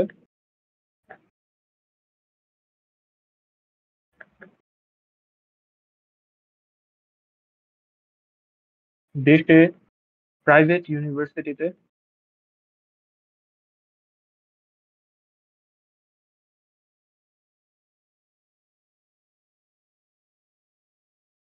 বেছে নিবে। খেয়াল করে দেখবেন, এই ক্ষেত্রে একজন মধ্যবিত্ত এইচএসসি পাস শিক্ষার্থী হিসেবে বলে দেওয়া হয়েছে। দিস ইজ এ সাইন, যখন অমুক হিসেবে বা দিস হাউস অ্যাজ এক্স এরকম টার্মিনোলজি গুলো থাকবে, তখন আমরা মোটা দাগে বুঝে নিব যে এটা একটা অ্যাক্টর অথবা হাইপোথেটিক্যাল, ওই পার্সন, ওই ব্যক্তি, ওই প্রতিষ্ঠান, ওই দেশ, ওই সরকারের হিসেবে আমাকে চিন্তা করতে হবে। তখন আমরা যখন আর্গুমেন্টেশন বা প্রেপ টাইমে ডিসকাস করব, মাথা থেকে ঝেড়ে ফেলতে হবে যে আমাদের moral values, principal or utility কোনটা কখন কি মিন করতেছে। আমাকে ওই মানুষটার মধ্যে, ওই মানুষটার মতো করে চিন্তা করতে হবে। তো একটু যদি থিওরিটিকে জেনে আসি যে আসলে কি ওই মানুষটার মতো করে চিন্তা করা বলতে কি বোঝাচ্ছে। এই যে অ্যাক্টরটা আছে, সেই অ্যাক্টরটার আমার ইন্টারেস্টকে প্রায়োরিটি দিতে হবে। অর্থাৎ সেই অ্যাক্টরটা কি চায় তার মতো করে চিন্তা করে, তার জীবনে কি কি বাধা প্রতিবন্ধকতা গুলো রয়েছে সেগুলো আমার গুরুত্ব দিতে হবে। এবং সেই মানুষটার জন্ম, বেড়ে ওঠা, তার যে বিশ্বাস, সেগুলোকে আমি কিভাবে সার্ভ করতে পারি, সেই ভ্যালু গুলোকে কিভাবে প্রোটেক্ট করতে পারি, সে প্রত্যেকটা জিনিসকে আমার প্রায়োরিটি দিতে হবে। তো এই ক্ষেত্রে আমি যদি মোশনটা হাতে পাওয়ার পর সরকার দল থেকে এসে আমি বলা শুরু করি যে প্রাইভেট ইউনিভার্সিটিকে আমি বেছে নেবো এই কারণে যে বিদেশের লাইফ অনেক আনসার্টেন, এবং আমার যেহেতু আমি মধ্যবিত্ত এইচএসসি পাস শিক্ষার্থী, তাহলে এরকম চান্সেস আর হাই যে মধ্যবিত্ত এইচএসসি পাস শিক্ষার্থীটা একটা অ্যাভারেজ ইন্টেলিজেন্টের মানুষ হবে, তার পক্ষে আসলে এরকম কোনো অলিম্পিয়াডে পার্টিসিপেট করে অনেক হায়ার ইসিএ বা এক্সট্রা কারিকুলার সার্টিফিকেট অ্যাচিভ করা পসিবল না, যার কারণে সে হয়তো বিদেশে ইউনিভার্সিটি গুলোতে অনেক হাই কোনো স্কলারশিপের অফার পাবে না, রাদার দেন সেখানে হয় মডারেট রেঞ্জের স্কলারশিপ পাবে 50% আর 20%। অর্থাৎ সেখানে গিয়ে তার টিউশন ফি এর জন্য একটা লম্বা সময় কাজ করতে হবে, তার ইফোর্ট দিতে হবে, এবং সেক্ষেত্রে তার নিজের যেমন লাইফটা একটা আনসার্টেনিটির মধ্যে চলে যাচ্ছে, এবং সেখানে গিয়েও সে আসলে কতটুকু সার্ভাইভ করতে পারবে, এবং ইভেন যদি সেখানে গিয়ে বিপদে পড়ে তাহলে তার ফ্যামিলিটাকে কোনোদিন তাকে প্রোটেক্ট করতে পারবে না। এইটা বলাটা যতটা না সেন্স মেক করে, তার থেকে বেশি জরুরি আমি এই আর্গুমেন্টটা বা এই সিনারিওটা দেওয়ার আগে মধ্যবিত্ত এইচএসসি পাস শিক্ষার্থীটা ভিশনটা কিরকম, সে জীবনকে কিভাবে দেখছে, তার টাইম ফ্রেমটা আমার সংজ্ঞায়িত করা বা ক্যারেক্টারাইজ করা জরুরি। তো তার মানে আমি যদি এসে বলি যে এই ডিবেটটা এখন এই মুহূর্তে এই 25 সালে হচ্ছে, যেখানে একটা স্টুডেন্টের অ্যাটেনশন স্প্যান অনেক কম, এবং সেক্ষেত্রে তার জীবনের গোল অ্যাচিভ করার ক্ষেত্রে এখন আমরা চারপাশে দেখতেছি অনেক একটা হাসল কালচার তৈরি হয়েছে, যে হাসল কালচারে সবাই বিশ্বাস করে যে জীবনের মূল প্রায়োরিটি হচ্ছে তুমি কতটুকু মানি মেক করতে পারতেছো। সো রিগার্ডলেস, তোমার প্রত্যেকটা মানুষ আসলে এখন অন্য মানুষকে নিয়ে কেয়ার কম করে, এবং সবাই চায় তার নিজের ইন্ডিভিজুয়াল গোল, নিজের সেলফ রিলায়েন্ট বা আত্মনির্ভরশীল হতে। তো সেক্ষেত্রে এই ছেলেটা বা এই স্টুডেন্টটা সে সবসময় প্রায়োরিটি দিবে যে আমি পরে নিয়ে যে নিজেকে ইস্টাবলিশ করব, নাকি দেশে থেকে নিজে ইস্টাবলিশ করার অপরচুনিটিসটা গ্র্যাব করব সে জায়গায়। তো তার মানে আমি যতই রেলেভেন্ট আর্গুমেন্ট গুলো ড্র করা শুরু করি না কেন, সেই আর্গুমেন্ট গুলো একটা জাজ ততক্ষণ পর্যন্ত ক্রেডিট করবে না যতক্ষণ পর্যন্ত এই জাজটাকে আমরা এটা ফিট করে দিব যে এই মধ্যবিত্ত এইচএসসি পাস শিক্ষার্থীটা আমার দলের কাছ থেকে সে কিভাবে চিন্তা করতেছে। তো তার মানে আমার দলকে এটি রিফাইন করা জরুরি চরিত্রায়নের ক্ষেত্রে, যে এই মানুষটার চিন্তা ভাবনা, বিশ্বাস এবং 10 বছর পর নিজেকে কি কোন পজিশনে দেখতে চায় সেইটা একটা সেপারেট বিশ্বাস, এবং সেই বিশ্বাসটা অনেক গুরুত্বপূর্ণ এই ডিবেটের স্বার্থে। এখন যদি কেউ এসে বলা শুরু করে যে প্রাইভেট ইউনিভার্সিটিতে পড়ে দেশে চাকরির অপরচুনিটিস অনেক কম, এবং সেক্ষেত্রে এই মানুষটার জীবন অনেক ডেডলি হয়ে যাবে, ভেরি গুড আর্গুমেন্ট। বা বিদেশে তো হচ্ছে সে যদি যে ডিগ্রিটাই পায় সেখানে কাজের অপরচুনিটিস অনেক বেশি, সে ইজিলি সার্ভাইভ করে যেতে পারবে, still a very good argument. প্রশ্ন হচ্ছে কিভাবে এই অ্যাক্টরটা সেটার সাথে কানেক্ট করতেছে। যতক্ষণ পর্যন্ত এই ডিসকাশনটা আসতেছে না ততক্ষণ পর্যন্ত এই ভালো এবং সুন্দর সাউন্ড করা আর্গুমেন্টটা জাজ ক্রেডিট করবে না। তো তার মানে তখন আমাকে এভাবে ন্যারেট করে দেখাতে হবে যে এই মানুষটা সাকসেস পাওয়ার ক্ষেত্রে সবসময় শর্টকাট খুঁজে, জেনজি জেনারেশনের একটা ইউনিক বৈশিষ্ট্য। তো তখন জাজ কানেক্ট করতে পারবে, ও আচ্ছা ঠিক আছে 25 সালে ওরা ডিবেট করতেছে, তো মধ্যবিত্ত এইচএসসি স্টুডেন্টটা এরকম। মধ্যবিত্ত মানে হচ্ছে ওর ফ্যামিলি ওকে ওইভাবে হয়তো অ্যাসেট বা তার অর্থ সম্পদ দিয়ে ওইভাবে সার্ভ করতে পারে নাই, যার কারণে এই বাচ্চাটার মধ্যে হাঙ্গার আছে যে সে চায় অ্যাচিভ করতে কোনো জিনিস। আমার ফ্যামিলি যে সাফারিংস এর মধ্য দিয়ে গেছে সেই সাফারিংস গুলো আমি আর তাকে দিতে চাই না, এবং যেহেতু আমি মধ্যবিত্ত বাংলাদেশের থেকে প্রাইভেট ইউনিভার্সিটিতে পড়ে আমার ফ্যামিলি যেই 8-10 লাখ টাকা খরচ করে একটা প্রাইভেট ইউনিভার্সিটিতে পড়াবে, সেটার পর আমি যে চাকরিতে যাব সেখানে গিয়ে আমি যে টাকা আর্ন করব সেটা আমার এই ফ্যামিলিকে 8-10 লাখ টাকা রিটার্ন করতে আমার জীবনে হয়তো 20-30 বছর চলে যাবে, এবং ততদিনে আমি জানিও না আমার বাবা মাকে আমি বাঁচিয়ে রাখতে পারবো কিনা। তো তখন এই আর্গুমেন্ট গুলো মোর মেক সেন্স করতেছে, আচ্ছা এই বাচ্চাটার যেভাবে চিন্তা ভাবনা করতেছে সেটা ওর নিজের জীবনের পার্সোনাল লাইফের সাথে অনেক বেশি রিলেটেবল, অনেক বেশি কানেক্টেড। সো দ্যাটস ওয়াই আমার পক্ষে এখন বিদেশি এডুকেশনটা চুজ করা অনেক বেশি বেটার, বিকজ আমি ওইখানে গেলে দেয়ার ইজ আ 0.1% চান্স যে আমি ওইখান থেকে ড্রপ আউট হওয়ার রেট ক্ষেত্রে অনেক পিছায় থাকবো, এবং সেখানে আমার সাকসেস করার চান্স বেশি। আমি যদি কোনো মতে একবার চাকরি মানে ডিগ্রিটা অ্যাচিভ করে সাকসেস হয়ে যাই, এনি হাউ আমি সেখান থেকে অনেক বেটার বাংলাদেশের থেকে পে চেক পাবো, অনেক বেশি ইনকাম করতে পারবো, আমার লাইফের সেটেলমেন্ট বা সাকসেস আসবে। আমার বাবা মা যে সাফারিংস এর মধ্য দিয়ে গেছে সেই সাফারিংস আমি হয়তো নেক্সট 10 বছর একটু বেশি যাব, বাট পরবর্তীতে আমার বাচ্চা কাচ্চা ফিউচার জেনারেশনকে আমি প্রোটেক্ট করতে পারবো। তো তখন আমার কাছে মোর ক্লিয়ার যে এই মানুষটার জীবনে যে ভ্যালু গুলো রয়েছে সেগুলোর গুরুত্ব প্রায়োরিটি কিরকম, অনেক বেশি important. Okay, on the other hand opposition তখন এইভাবে আর্জিউ করতে পারে, আচ্ছা ঠিক আছে মধ্যবিত্ত এইচএসসি পাস শিক্ষার্থীটা দেখেছে তার বাবা মা নিজের জীবনের অনেক সুখ স্বাচ্ছন্দ্য স্যাক্রিফাইস করে সারা জীবন ওর পিছনে অর্থ ইনভেস্ট করেছে, সারা জীবন ওর টেক কেয়ার করেছে জাস্ট এই কারণে যে ও যাতে নিজের লাইফটা বেটার একটু থাকে।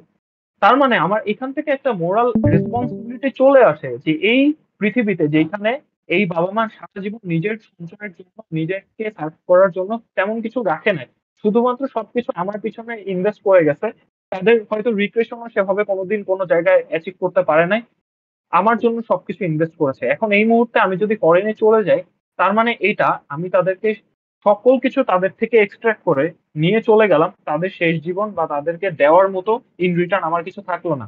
ইভেন যদি বিদেশে গিয়ে আমি সফল হয়েও যাই, সেক্ষেত্রে একটা লম্বা সময় আমার তাদের থেকে দূরে থাকা লাগতেছে, এবং তাদেরকে টেক কেয়ার করার যে মোরাল রেসপন্সিবিলিটিটা আমার মধ্যে ছিল, বা আমি যে তাদের প্রতি গ্রেটফুল, তারা আমাকে এত কিছু অফার করেছে এই শর্ট লাইফ স্প্যানের মধ্যে, সেখান থেকেও তাদের প্রতি আমার কোনো প্রকার আহ, আমি সার্ভ করতে পারলাম না। এটা গেল বাবা মায়ের রেসপন্সিবিলিটি একটা। On the other hand, private university থেকেও যে কিভাবে বাউন্স ব্যাক করে লাইফে মিডল ক্লাসরাও এগিয়ে যায়, জাস্ট বিকজ সে অনেক বেশি প্যাশনেট। কারণ মধ্যবিত্ত শ্রেণীর বাচ্চাদের ঘাড়েই কিন্তু এই টেনশনটা সবসময় থাকে যে আমার বাবা মা, সেম গভর্নমেন্টের ক্যারেক্টারাইজেশন নিয়ে আমি কথা বলছি, যে আমার বাবা মা যেই সাফারিংস এর মধ্য দিয়ে গেছে যাতে আমি ফিউচারে না যাই, সেই চিন্তাটা কন্টিনিউয়াসলি আমাকে কুড়ে কুড়ে খায়। দ্যাটস ওয়াই আমি চাবো না যে আমার লাইফটাও কখনো পড়ে থাকুক। দ্যাটস ওয়াই আমি প্রাইভেট ইউনিভার্সিটিতে পড়ে আমি হয়তো সব সময় বেস্ট ইফোর্টটা দিয়ে আমার ইসিএ মেইনটেইন, আমার সিজিপিএ মেইনটেইন সবকিছু আমি অ্যাচিভ করার চেষ্টা করব। সেখান থেকে আমি আসলে হয়তো একটা পাবলিকের এভারেজ মানুষজনের চাইতেও অনেক ভালো রেজাল্ট করে হয়তো আমার বাবা মার স্বপ্নটা আমি পূরণ করতে পারবো, একটা স্ট্যাবিলিটির দিকে আগায় যেতে পারবো।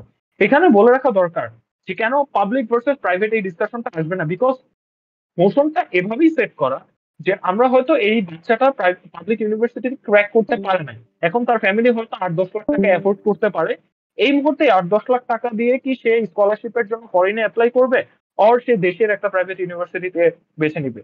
তো তার মানে এই যে এসেনশিয়াল কনটেক্সট দেওয়া, এসেনশিয়াল ফ্রেমিং দেওয়া প্রত্যেকটা জায়গায়, এখানে ইন্ডিভিজুয়ালের প্রায়োরিটিটাকে আমার দিতে হবে। আমি কিন্তু খেয়াল করে দেখবেন দুইটা কথাই বলছি, দুইটা আর্গুমেন্টে দিছি, একটা আর্গুমেন্ট সেম সাউন্ড করতেছে, বাট কোনো ক্রেডিট পাবে না জাস্ট বিকজ আমি পার্সোনাল ইন্টারেস্টটাকে হাইলাইট করি নাই, পার্সোনাল ইন্টারেস্টটাকে কানেক্ট করি নাই। সেম আর্গুমেন্টটাকেই আপনি যদি পার্সোনাল ইন্টারেস্ট কানেক্ট করে দেন, তখন এটা মোশনের সাথে রেলেভেন্ট যেমন হচ্ছে, ঠিক তেমনি মোশন ডিমান্ডটাকেও ফুলফিল করতে পারতেছে। So this was all about আমরা কিভাবে অ্যাক্টর মোশনকে ডিল করতে পারি। ওকে, এখন কারো কোনো কোশ্চেন থাকলে করতে পারেন actor motion related.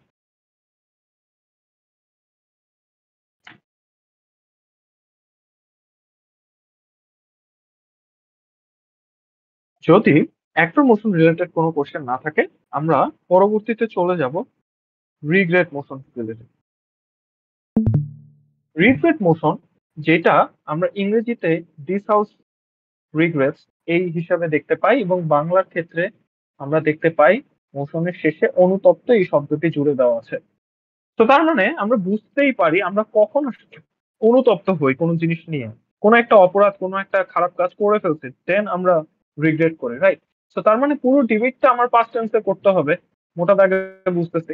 Past tense in a sense, আমার পূর্বের এমন কোনো কাজ যেটা করা আমার উচিত হয় নাই এবং যেটা বর্তমানে অনেক খারাপ আউটকাম আনতেছে, সেটার বেসিসে আমি আসলে এখন রিগ্রেট করতেছি। ওকে, এখন এই ক্ষেত্রে সবচেয়ে গুরুত্বপূর্ণ ফ্যাক্টর যেটা, আহ, আমরা একটা মোশন নিয়ে ডিসকাস করি তাহলে বুঝতে সুবিধা হবে। ফর এক্সাম্পল, বলতে পারি this house regrets the rise of influencer culture.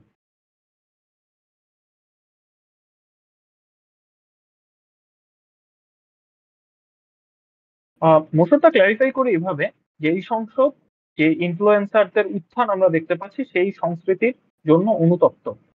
খেয়াল করে দরকার দরকার কোনো টিম কিন্তু এটা আর্গুমেন্ট করবে না যে ইনফ্লুয়েন্সার কালচারটা ভালো নাকি খারাপ, রাদার দেন ইনফ্লুয়েন্সার কালচারের যে উত্থানটা আমরা দেখতে পাচ্ছি, সেই উত্থানটা কি ভালো আউটকাম এনেছে নাকি খারাপ আউটকাম এনেছে। ফর ইনস্টেন্স, গভর্নমেন্ট টিম যদি এসে বলা শুরু করে এইভাবে যে আমরা ঠিক আছে যেহেতু পার্সেন্সে ডিবেট করব, তো আমরা হার্ম গুলো নিয়ে ডিসকাস করব, এবং যে যে কাজ বর্তমানে ক্ষতি, নেগেটিভ আউটকাম আনছে রাইস কালচারের এগেনস্টে, তো সেটা নিয়ে আমরা কথা বলি। তো আমরা বলতে পারি যে বর্তমানে এই ইনফ্লুয়েন্সার কালচারের কারণে একটা মানুষ তার নিজের সোশ্যাল মিডিয়া নিয়ে অনেক বেশি কনসার্ন, এবং সে সবসময় চায় তার সোশ্যাল মিডিয়ার থ্রুতে মানুষজন তাকে ভ্যালিডেট করুক, তাকে পছন্দ করুক, লাইক কমেন্ট শেয়ার করুক। অর্থাৎ সোশ্যাল মিডিয়া ভ্যালিডেশন যে একটা মেন্টাল ডিসঅর্ডারের মতো পরিণত হয়েছে, যে আমি নিজে হয়তো একটা মানুষ হিসেবে হ্যাপি না, বা নিজে হয়তো আমার যে কাজকর্মগুলো রয়েছে সেগুলো আমি শান্তি খুঁজে পাই না, বাট জাস্ট বিকজ অন্য মানুষ একটা লাইক বা একটা কমেন্ট করলে সেটার এগেনস্টে আমি খুশি হই। সেই রকম একটা অসুস্থ কালচার তৈরি হচ্ছে, যেটা ইন্ডিভিজুয়াল লাইফে আমাদের জন্য খারাপ নিয়ে আসতেছে। পাশাপাশি আমরা বলতে পারি একটা মানুষের জীবনে কনজিউমারিস্ট বা কনজিউমারিজমের মতো বিহেভিয়ার গুলো বেড়ে গেছে। এটা দেখতে কিরকম?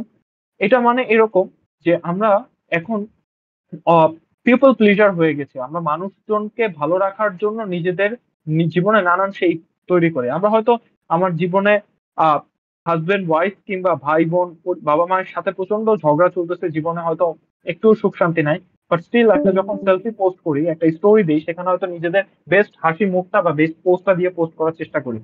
তার মানে হচ্ছে আমাদের পার্সোনালিটির ক্ষেত্রে একটা ফেক পার্সোনালিটি যেমন থাকতেছে, তেমনি নিজেকে কিভাবে সুন্দর রাখা যায় সেটার জন্য বিভিন্ন প্রসাধনী থেকে শুরু করে ফিল্টার, ক্যামেরা, বেটার কোয়ালিটির ফোন, সেই সব কিছুই আমরা ব্যবহার করতেছি। তার মানে আমরা কনজিউমার যে কোনো গুডস গুলো রয়েছে যেগুলো আমাদের অ্যাপিয়ারেন্স কে সুন্দর করে বা পার্সোনালিটিকে বাড়ায়, সেই সকল কনজিউমার আইটেম প্রোডাক্টের দিকে আমরা বেশি ঝুঁকে যাচ্ছি রাদার দেন আমরা কি অ্যাকচুয়ালি সুখী হচ্ছে কিনা। তো তার মানে এই সকল দিক হচ্ছে খারাপ দিক, যেগুলোর কারণে আমাদের এখন বর্তমানে ইনফ্লুয়েন্সার কালচারকে নিয়ে রিগ্রেট করা উচিত। সব ঠিক আছে, সব ফাইন, হার্মস এর কথা বলছি, ইটস ভেরি গুড, বাট যে পার্টটা মিসিং সেটা হচ্ছে কাউন্টার ফ্যাকচুয়াল। কাউন্টার ফ্যাকচুয়াল মানে কি বোঝাচ্ছে? মানে এই যে আমরা বললাম যে এতগুলো হার্ম এক্সিস্ট করতেছে, আমি এখন অনুতপ্ত, তো তাহলে আমি অনুতপ্ত হইতাম না যদি এটা না থাকতো, রাইট? এখন যদি অপোজিশন টিম এসে আমাকে বলা শুরু করে যে ঠিক আছে আমি বুঝলাম তোমার রাইজ অফ ইনফ্লুয়েন্সার কালচারের কারণে এই সকল হার্ম গুলো তৈরি হয়েছে, বাট যদি এটা না থাকতো, স্টিল 2025-এ এসে মানুষজনের যেই যে হার্মের কথা তুমি আইডেন্টিফাই করছো সেই সবগুলো স্টিল থাকতো, because there are tons of instances যেখানে ক্যাপিটালিজমের অনেক বড় আউটবার্স্ট হচ্ছে, যেখানে মানুষজনের প্রত্যেকের জীবনের হাসল কালচার এত বেশি প্রায়োরিটি পাচ্ছে, সেখানে স্টিল এই সকল বিহেভিয়ারের যে প্রবলেম গুলো, মেন্টাল হেলথ প্রবলেম গুলো, সেগুলো এক্সিস্ট করবে। তো তার মানে তুমি যে রাইজ অফ ইনফ্লুয়েন্সার কালচারকে এক্সক্লুসিভলি যে হার্ম গুলো দিয়ে ডিল করতে চাচ্ছ, সেই প্রবলেম গুলো আসলে এইটার জন্য এক্সক্লুসিভ না। সো এইটুকু বলেই কিন্তু অপোজিশন টিম আপনার গভর্নমেন্ট টিমের কাছে একটা বড় ডিবেট টেক ডাউন করে নিয়ে যেতে পারে। তো এইটা যাতে না করতে পারে, দ্যাটস ওয়াই আমাদের তখন একটা কাউন্টার ফ্যাকচুয়াল দেওয়া জরুরি। যে আচ্ছা কাউন্টার ফ্যাকচুয়ালটা দেখতে কিরকম, যদি ইনফ্লুয়েন্সার কালচারের রাইজ না ঘটে, তাহলে এই ইনফ্লুয়েন্সার কালচারের সব থেকে বড় সার্ভ করে সেই স্টেট গুলো কারা? স্বাভাবিকভাবে ম্যাস পিপল, যারা তাদের ফলোয়াররা আছে তারা, রাইট? তো তার মানে সেই মানুষজন গুলো তো নিজের জীবনকে আইডলাইজ করতেছে এই প্রত্যেকটা ইনফ্লুয়েন্সারের হাঁটা চলা, তাদের পোশাক আশাক সবকিছু দেখে। তাহলে যখনই রাইজ অফ ইনফ্লুয়েন্সার কালচার ছিল না, তখন আইডলাইজ এই টিনেজাররা, এই যারা সোশ্যাল মিডিয়া ইউজাররা আছে, আইডলাইজ কাদেরকে করতো? ডেফিনেটলি সেই সময়ে আইডলাইজেশনের প্রায়োরিটি ছিল ইদার অ্যাথলিটসরা, ইদার অ্যাক্টিভিস্টরা, যারা আন্দোলন করে বা যারা সমাজ সংস্কার করে তারা, অথবা কোনো স্কলার অথবা টিচার, এই সকল পার্সনদের। তো তখন এখান থেকে গভর্নমেন্টের একটা আরো একটা ডিবেটের ডিমেনশন শুরু হইলো যে আমার যদি রাইজ অফ হাসল কালচার না থাকতো, তাহলে আমি এদেরকে অনুসরণ করে একটা জেনারেশন তৈরি করতে পারতাম, যে জেনারেশনের আইডিওলজি গুলো বর্তমান সময়ের চেয়ে ডিফারেন্ট হতে এই জায়গা থেকে। তখন ডিসকাশন গুলো আসবে এইভাবে যে আপনি যদি একটা বাচ্চাকে একটা স্কলারের লাইফ অনুসরণ করে বড় করে তুলেন, তখন তার বাচ্চার জীবনটা দেখতে কিরকম হয় ভার্সেস তাকে আমি একটা এরকম ইনফ্লুয়েন্সারের লাইফকে দেখে বড় করে তুলতেছি, তো তখন তার লাইফের জীবনটা কিরকম, মানে তার জীবনের ডিমেনশন গুলো কিরকম। তো এই দুইটা সাইড থেকে যদি গভর্নমেন্ট টিম তার ডিবেটটাকে সাজানোর চেষ্টা করে, তাহলে যেটা হবে অপোজিশনের পক্ষে তখন এই হোয়াট এবাউটিজম করে কিংবা তাদের এই আর্গুমেন্টের ফ্লস গুলো ধরে ডিবেটটা বের করে ফেলা তখন আর ইজিয়ার না। তখন তাদের যেটা করতে হবে, আহ সেই পৃথিবীতেও অপোজিশনকেও একটা কাউন্টার ফ্যাকচুয়াল দেখাতে হবে। হ্যাঁ, এখন আহ শুরুতে গ্রামারের কথা কি বলছিলাম, যে অনুতপ্তের মোশনে গভর্নমেন্ট হার্মের কথা বলবে আর অপোজিশন বেনিফিটের কথা বলবে, ইউটিলিটির কথা বলবে। যেই ইউটিলিটি গুলা বা যেই প্রিন্সিপাল গুলা, যেই আর্গুমেন্ট গুলো বর্তমান সময়ে বেটারমেন্ট আনছে, বেটারমেন্টের আর্গুমেন্ট গুলো তো থাকবেই মাস্ট। যে আপনি বুঝাবেন যে স্ট্যাটাস কোতে কেন অনেক উপকার আসছে এই রাইজ অফ হাসল কালচার, এই ইনফ্লুয়েন্সার কালচারদের বেসিসে। কি বলতে পারেন? আপনি বলতে পারেন যে ক্যাপিটালিজমের যে আউটবার্স্ট, সেখান থেকে ক্যাশ ফ্লো কিভাবে ধনী শ্রেণীর মানুষের বাইরে গিয়ে প্রত্যেকটা মানুষের হাতে আসার একটা বড় সম্ভাবনা তৈরি হয়েছে। এই ডাজেন্ট ম্যাটার আমি কোন কমিউনিটিতে বিলং করি, আমি যদি একটা ইনফ্লুয়েন্সার প্রোফাইল দাঁড় করাইতে পারি, রিগার্ডলেস অফ আমার এডুকেশন, আমার রেস, সাদা কালো নাকি আমার ধর্ম কি, সেখান থেকে আমি একটা লম্বা বড় সংখ্যক অডিয়েন্সের আমি রিকগনিশন পেয়ে যেতে পারি, আমার ভরণ পোষণ, আমার এমপ্লয়মেন্ট, জবের একটা বড় অপরচুনিটিস তৈরি করতে পারি বর্তমান এই সময়ের কারণে। তার মানে আমার যদি ইনফ্লুয়েন্সার হওয়ার একটা সুযোগ থাকে, সেখানে প্রত্যেকটা মানুষজনের কাছে একটা ইকুয়াল অপরচুনিটিস আছে, যে অপরচুনিটিস এর বেসিসে কেবলমাত্র আমার হাতে একটা স্মার্টফোন আর ইন্টারনেট অ্যাক্সেস থাকলেই আমি এই অপরচুনিটিসটা গ্র্যাব করে আমার খারাপ ভাগ্যের একটা সুদশা বা আমার দুর্দশা আমি দূর করতে পারি। তো এইটা প্রত্যেকটা মানুষজনকে একটা হোপ মেকানিজম ওর বেটার অপরচুনিটিস দিচ্ছে, বা এখান থেকে আরো অনেক ইউটিলিটি আমরা বের করতে পারি ইনফ্লুয়েন্সার কালচারে। তো এগুলোর বাইরে তাহলে কাউন্টার ফ্যাকচুয়াল আমি তাহলে কি চিন্তা করব, যেখানে অপোজিশন আর্গিউ করার চেষ্টা করবে। অপোজিশন তখন এইটা বলার চেষ্টা করতে পারে যে বর্তমান সময় যেখানে প্রত্যেকটা মানুষ এরকম ইন্ডিভিজুয়ালি এমপাওয়ার, সবার হাতে এই সুযোগ আছে নিজে ইনফ্লুয়েন্সার হয়ে যাওয়ার, সেই পৃথিবীতে গভর্নমেন্ট বা যারা অথরিটি গুলো রয়েছে, বা যারা আমাদেরকে আইন, সকল সমাজ ব্যবস্থা, নিয়ম কানুন দিয়ে কন্ট্রোল করে, এই মানুষগুলোকে আমরা সাধারণ মানুষজনের কথা মতো চলতে নিজেদের কন্ট্রোল করতে পারি, বা ডেমোক্রেসির বেস্ট প্র্যাকটিসটা আমরা করতে পারি। অর্থাৎ আমরা এখানে এখন বর্তমান সময় দেখি কোনো ইনফ্লুয়েন্সার বা তাদের এক একটা ভিডিও বা এক একটা বার্তার উপর বেস করে কিভাবে প্রশাসনকে আমরা কন্ট্রোলে রাখতে পারি, এট দ্য সেম টাইম আমরা কিভাবে একটা মুক্ত বাক স্বাধীনতার বা ডিসকোর্স ক্রিয়েট করতে পারি, ইভেন ইভেন ইফ সেখানে যদি প্রোপাগান্ডাও তৈরি হয় বা মিস ইনফরমেশনও তৈরি হয়, সেখান থেকে ডিসকোর্স কিভাবে আসে, একটা বেটার কনস্ট্রাকটিভ ক্রিটিসিজমের কিভাবে শুরু তৈরি হয়। অর্থাৎ এই পৃথিবীতে কাউন্টার ফ্যাকচুয়ালে যদি এইরকম ইনফ্লুয়েন্সার কালচার আমরা না দেখতে পাইতাম, আমরা যেমন ক্যাপিটালিজমের খারাপ পার্ট গুলাকে মিটিগেট করতে পারতাম না, ঠিক তেমনি এরকম ইন্ডিভিজুয়াল প্রত্যেকটা মানুষকে আমরা এমপাওয়ার করতে পারতাম না। সেই পৃথিবীতে প্রত্যেকটা মানুষ আরো বেশি ভালনারেবল হইতো, মানুষজনের স্কেপ রুট করার অপশন থাকতো না, মানুষজনের মেন্টাল হেলথ করার থেকে বের হয়ে আসার কোনো অপরচুনিটিস থাকতো না। কারণ একটা ফ্যামিলিতে হয়তো বাবা মা দুইজনই ক্যাপিটালিজমের কারণে চাকরিতেই ইনভলভ। এই বাচ্চাটা তার জীবনের পারপাস বা নিজেকে আইডলাইজ করার কাউকেই পাচ্ছে না, প্রপার গাইডলাইনও তার কাছে নাই। তার কাছে নিরুপায় হয়ে তখন সে ইনফ্লুয়েন্সারটার কাছে যায়, সেখান থেকে হয়তো সে কোনো ভালো দিক অথবা খারাপ দিক এক্সট্রাক্ট করে নিজের লাইফে ধারণ করে। এইটা সামটাইমস বা মেজরিটি কেসে হয়তো ভালো না তার জন্য, বাট স্টিল তাকে একটা স্কেপ রুট দেয়।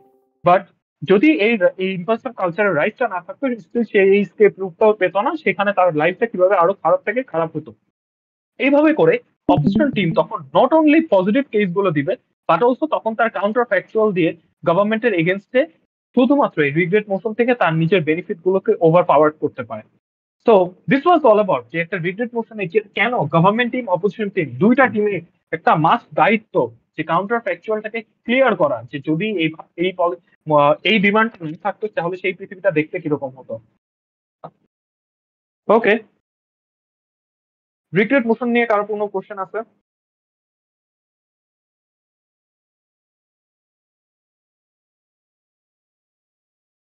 না ভাইয়া।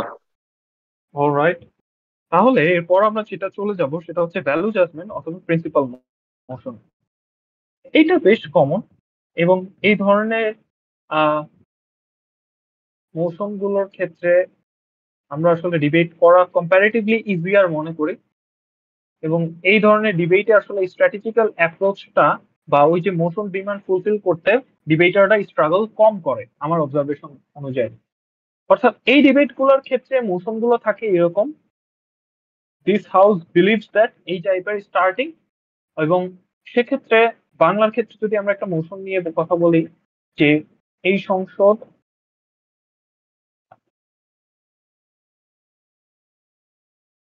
বিশ্বাস করে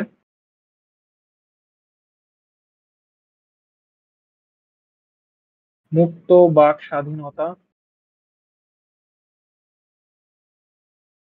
আধুনিক সমাজ গঠনে অন্তরায়।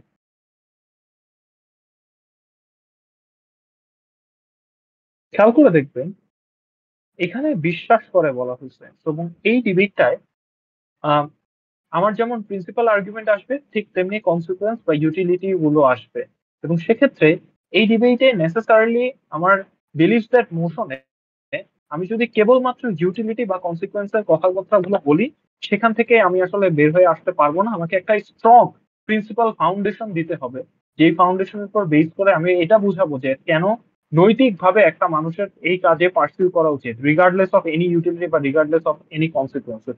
তো তার মানে এখানে প্রিন্সিপাল আর্গুমেন্টেশন গুলো হেভিলি ম্যাটার করে rather than any mechanism, any policy or any past incident. So এই পাস্ট ইনসিডেন্ট বা মেকানিজম অবশ্যই এই নোশন গুলোতে ডিমান্ড করে, সেগুলো দিয়ে আপনার এভিডেন্স দিবেন, সেগুলো দিয়ে আপনার কেসটাকে কনক্রিট করবেন। বাট অলসো এইখানটাতে আপনার প্রিন্সিপাল আর্গুমেন্টেশন অনেক বেশি দক্ষ হওয়া জরুরি। তো এই প্রিন্সিপাল আর্গুমেন্টেশন গুলো ছাড়া এই ডিবেট গুলো করা আসলে মোশন ডিমান্ড ফুলফিল হবে না। অন দি আদার হ্যান্ড যদি আমরা ইংলিশের ক্ষেত্রে একটা মোশন দেখি, this house believes that offensive art is still valuable.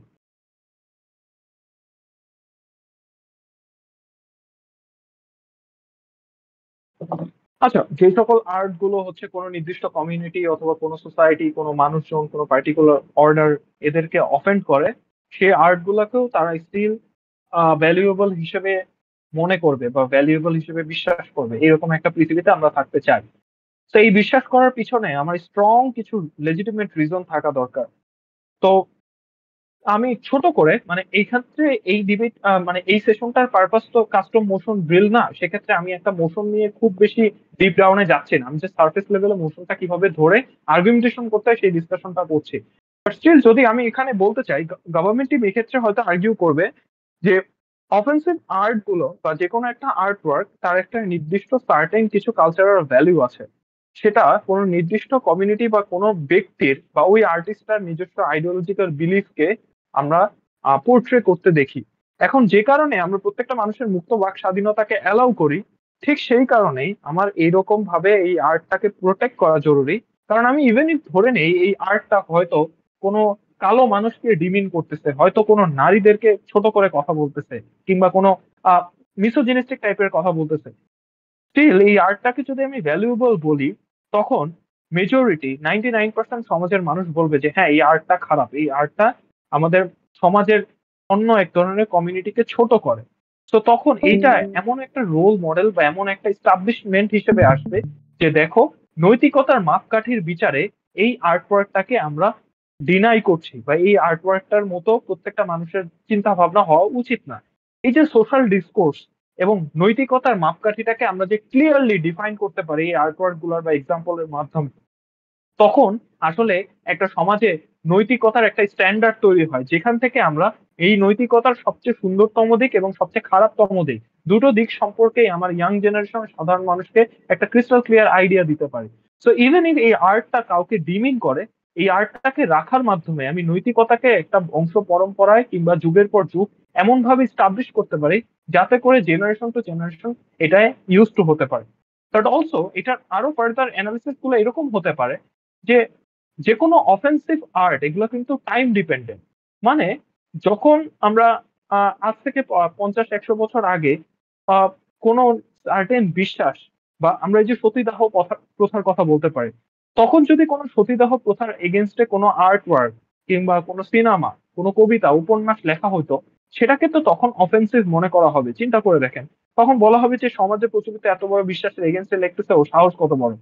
তখন আমরা যদি সেটাকে স্টিল ভ্যালুয়েবল বলে মনে করি, বর্তমান সময়ে এসে সেই ভ্যালুটাকে আমরা আরো রিথিঙ্ক করতে পারি, দুইবার চিন্তা করতে পারি যে ঠিক আছে, ওর একটা আলাদা অপিনিয়ন ছিল, ওর একটা আলাদা আর্টওয়ার্ক ছিল যেটার বেসিসে সমাজ হয়তো চলতে পারে। সেটা নিয়ে যখন চিন্তা ভাবনা করা শুরু হয়, তখন হয়তো পরবর্তীতে এসে সেই অফেন্সিভ সিচুয়েশনটা আর অফেন্সিভ থাকে না, সেটা হয়তো একটা নতুন ডিমেনশন বা নতুন দিগন্তের উন্মোচন করতে পারে। তো তার মানে এই অফেন্সিভ টার্মিনোলজিটা এটা অনেক ক্ষেত্রে টাইম ডিপেন্ডেন্ট হয়ে থাকে। তো যেহেতু আমরা প্রত্যেকটা আর্টওয়ার্ক মানব জাতি, মানব সভ্যতাকে সার্ভ করার জন্য করে থাকি, সো ইটস বেটার এই আর্ট কে ভ্যালুয়েবল হিসেবে স্বীকৃতি দিয়ে প্রোটেক্ট করা বা রেখে দেওয়া বা প্রিজার্ভ করা, যাতে করে এই টাইম ডিউরেশন বই বা সময় পরম্পরায় আমরা এই আর্টওয়ার্ক গুলার ভ্যালুটাকে প্রত্যেক জেনারেশনের কাছে পৌঁছায় দিতে পারি।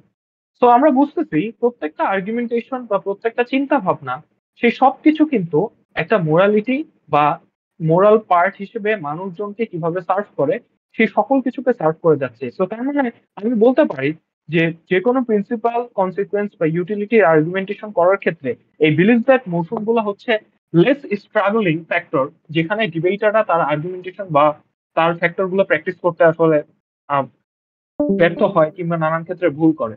তো আই থিঙ্ক এইখানটাতে সবাই আসলে নিজের স্ট্রং জোনটা ইউটিলাইজ করতে পারবে। এর বাইরেও কারো কোনো কোশ্চেন থাকলে অবশ্যই করতে পারে। আমরা হচ্ছে একেবারে লাস্ট টাইপটা নিয়ে আমরা এরপর কথা বলবো, যেটা হচ্ছে আহ কোথায় গেল, কম্পারেটিভ মোশন। যেই মোশন গুলা আসলে আমাদের দুইটা বা তিনটা টার্মকে কম্পেয়ার করে করে ডিবেট করতে হয়। ওকে, কম্পারেটিভ মোশন, এই মোশন গুলোকে ইংরেজিতে যদি আমাদের চিনতে হয় তাহলে টিএইচপি বা দিস হাউস প্রেফার্স দ্যাট, এই টাইপের মোশন থাকে। এক্সাম্পল হিসেবে আমরা বলতে পারি this house prefers a world where there is no religion, very basic motion. অর্থাৎ এমন পৃথিবীতে বসবাস করতে চায় এই সংসদ যেখানে কোনো প্রকার ধর্মের অস্তিত্ব নেই, মানে সহজ কথায় একটা নাস্তিকের পৃথিবীতে এই সংসদ বসবাস করতে চায়। সো আরেকটা মোশন লিখি, তারপর বলি এই মোশনটাকে কিভাবে ডিল করতে হবে। এই সংসদ দুর্বল গণতন্ত্রের চাইতে উদার স্বৈরশাসককে বেছে নেবে।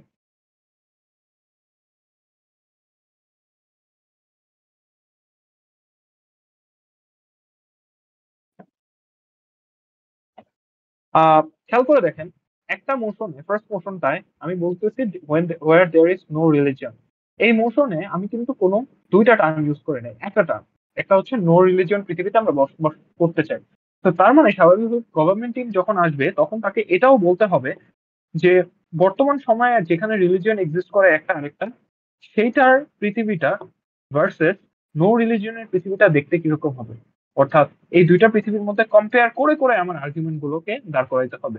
অন দ্য আদার হ্যান্ড, সেকেন্ডটাতে আমাদের ক্লিয়ারলি দুইটা দেওয়া আছে, একটা দুর্বল গণতন্ত্র আর একটা উদার স্বৈরশাসক। তো এই দুইটা ডিবেটের মধ্যে, মানে দুইটা টার্মিনোলজির মধ্যে কন্টেস্ট হবে। সেক্ষেত্রে এই ধরনের ডিবেট গুলা খুবই গুরুত্বপূর্ণ ভাবে, যেটা সবচেয়ে বেশি ডিমান্ড করে সেটা হচ্ছে এই ডিবেটের গুলোর ম্যাট্রিক সেট করা, ম্যাট্রিক বা মাপকাঠি। অর্থাৎ একটা জাজ যখন এই দুইটা জিনিসকে আমরা কম্পেয়ার কন্টিনিউয়াসলি করে করে আর্গুমেন্ট দিতে যাব, যাদের কাছে এই কম্পারিজন করার জন্য কিভাবে কম্পেয়ার করলে আসলে আপনার আর্গুমেন্টটাকে ক্রেডিট করবে। ফর ইনস্ট্যান্স, আমি যদি প্রথম মোশনটার কথা বলি, ম্যাট্রিকের ক্ষেত্রে কি হতে পারে, রিলিজন একটাই আছে আরেকটাই নাই। আমি এমন একটা দেখাবো, পৃথিবী দেখাবো যেখানে লেস কনফ্লিক্ট ইউজ করে, মানে কনফ্লিক্ট হয়।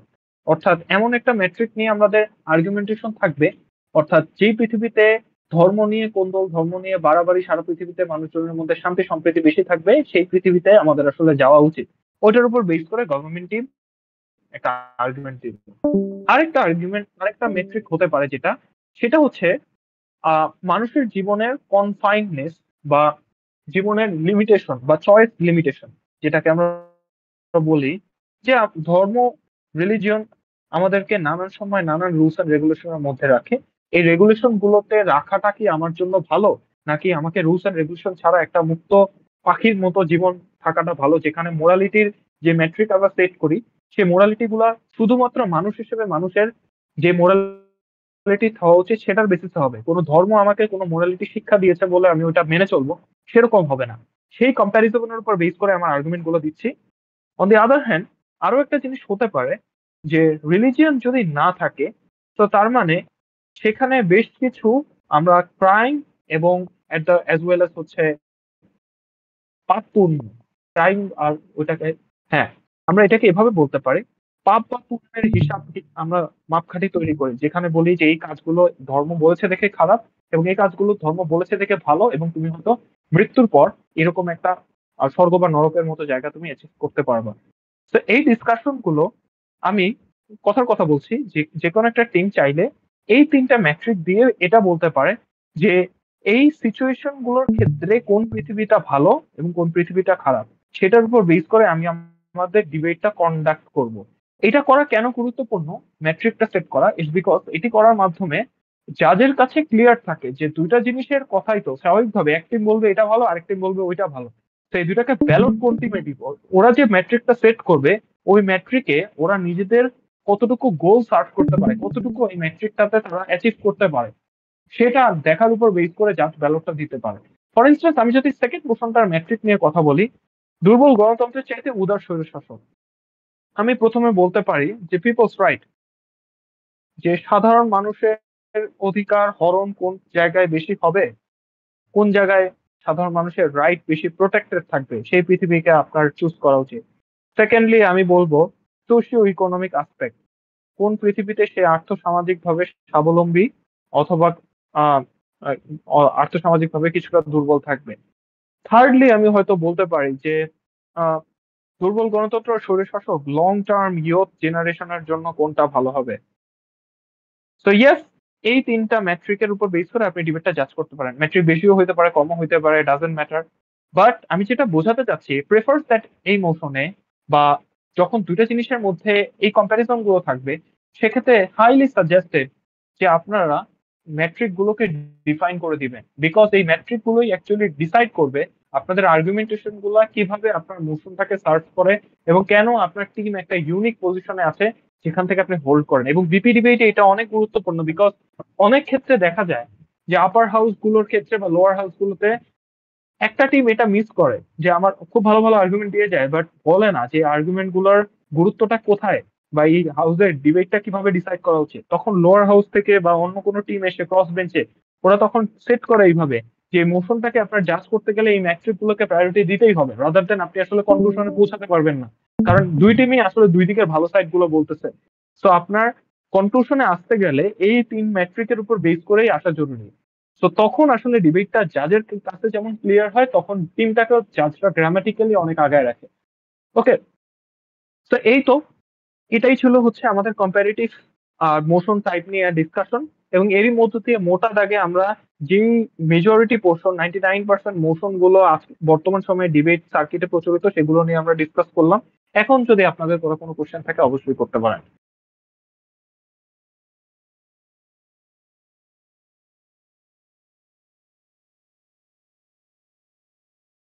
ঠিক আছে, আমি 1 মিনিট অপেক্ষা করি।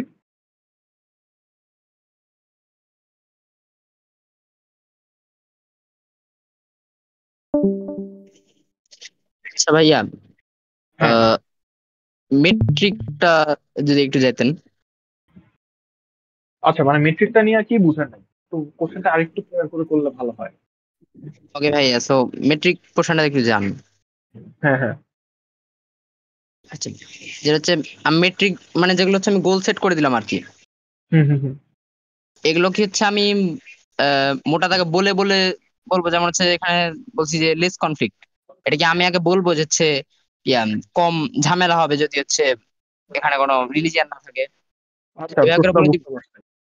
আপনি হচ্ছে এইভাবে বলবেন যে এই ডিবেটটা জাজমেন্ট করার সময় আপনি ব্যালটটা কিসের উপর বেস করে দিবেন, যে কোনো টিমকে, গভর্নমেন্টকে উইন করাবেন আর অপোজিশনকে উইন করাবেন। তখন ব্যাপারটা হচ্ছে কোন পৃথিবীতে আপনার ধর্ম নিয়ে মানুষের মানুষের যে কোন দল হয় সেই কোন দলটা কম হবে, এবং কোন পৃথিবীতে মানুষজন তার নিজের জীবনের উম, ইচ্ছা অভিরুচি গুলাকে বেশি মেটাতে পারবে এবং এটা সে মেটানো কেন সে যৌক্তিক দাবি রাখে, কোন পৃথিবীতে সে আসলে নিজের জীবনটাকে একটু বেটার ওয়েতে অ্যাচিভ করতে পারে বা একটু কম মানসিক প্রেশারের মধ্যে থাকতে পারে। তো এই তিনটা হচ্ছে মানব জাতির জন্য সবচেয়ে গুরুত্বপূর্ণ তিনটা আসপেক্ট। মানে আপনি এভাবে জাজকে কনভিন্স করার চেষ্টা করবেন, তো তখন জাজ বলবে আচ্ছা ঠিক আছে, ও আমাকে যে তিনটা ম্যাট্রিকের কথা বলছে সেগুলো অনেক গুরুত্বপূর্ণ। এখন এই তিনটা জিনিসের এগেনস্টে যদি অপোজিশন টিম আর্গুমেন্ট না দিতে পারে, তখন আমরা তাদেরকে ব্যালট দিব না। তো তার মানে অলরেডি একটা টিম যেহেতু আমাকে কনভিন্স করে ফেলছে যে এই তিনটা জিনিস অ্যাচিভ করা বা এই তিনটা জিনিস ম্যাট্রিকের উপর বেস করে ডিবেটটা আগাবে, তো তার মানে অন্য টিম যদি এই তিনটা জিনিসকে সার্ভ করে আর্গুমেন্ট না দেয়, তখন অন্য টিমটা আসলে ব্যালট পাবে না। এবং অদার দ্যান দ্যাট, যে আমাকে প্রপোজ করছে যে টিমটা যে এই তিনটা ম্যাট্রিকে তারা ডিবেট করবে, তাদের প্রত্যেকটা আর্গুমেন্টকেও এই ম্যাট্রিকে অনেক আগায় থাকে বা এই ম্যাট্রিককে সার্ভ করে। দ্যাটস ওয়াই আমার এই টিমটাকে ব্যালট দেওয়া উচিত। বুঝতে পারছি? জি, বুঝতে পারলাম। ওকে।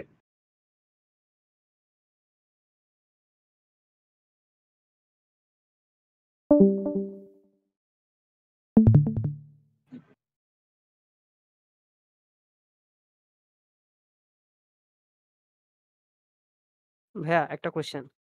Sure sure. হুম, হুম। ওই যে মোশনটা ছিল this house believes that offensive art is still valuable art. হ্যাঁ, এখন হ্যাঁ, হ্যাঁ। এখানে তো মানে যে হেট্রেড ছড়ানোর একটা চান্সেস থাকে, মানে হুম, এর হুম, মধ্যে ক্ল্যাশেস তৈরি হচ্ছে, হইতে পারে। এখন হুম, এখানে হুম। যদি আমি ভ্যালু জাজমেন্ট করতে যাই, মানে এটাকে যদি আমি ক্ল্যাশ পয়েন্ট দেখাই, তাহলে আমি গভর্নমেন্ট সাইড থেকে এগুলোর জন্য আমি কি ধরনের আর্গুমেন্টস অথবা রিবাটালস আমি মেক করতে পারি? আচ্ছা, মানে আমি কিন্তু লম্বা সময় ধরে এটাই বোঝানোর চেষ্টা করছিলাম তখন যে গভর্নমেন্টের কাছে এখানে দেখেন সবচেয়ে গুরুত্বপূর্ণ কিওয়ার্ড হচ্ছে ভ্যালুয়েবল আর্ট। ভ্যালুয়েবল আর্ট দিয়ে আপনি কি মিন করেন?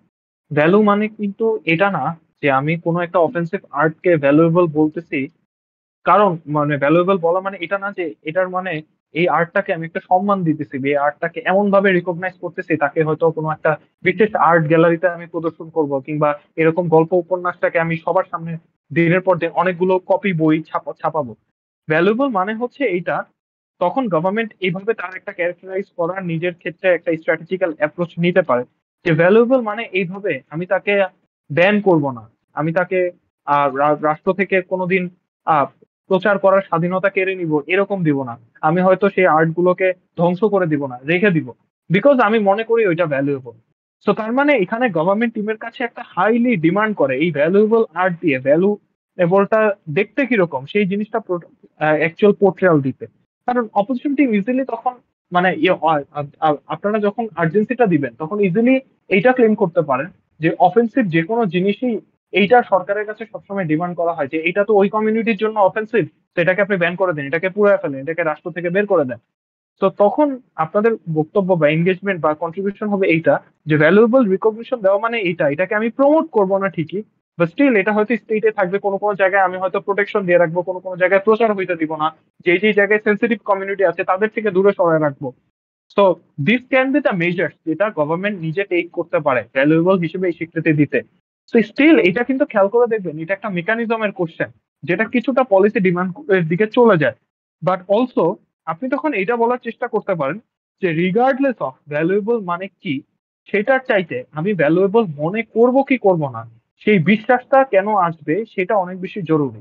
তো তখন আপনার আর্গুমেন্ট হতে পারে ওরকম যে কেন মানুষের জীবনে অন্যের অপিনিয়ন বা অন্যের একটা বিশ্বাস, সে যত খারাপ মানুষই হোক সেই বিশ্বাসটাকে আমার মনের মধ্যে রেখে সেটাকে সহমর্মী হওয়া কিংবা সেটাকে আমার গ্রহণ করার একটা স্ট্রং মানসিকতা থাকতে হবে।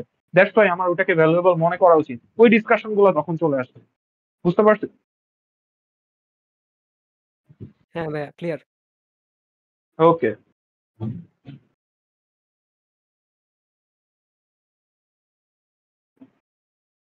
ওকে। হোপফুলি আর কারো কোনো কোশ্চেন নাই।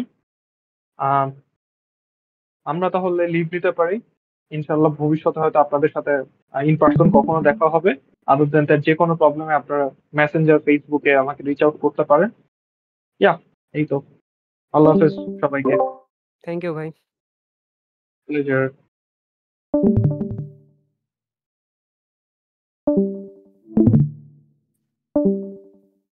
আচ্ছা, ইনশাল্লাহ। ওকে ভাইয়া, ঠিক আছে। আল্লাহ হাফেজ।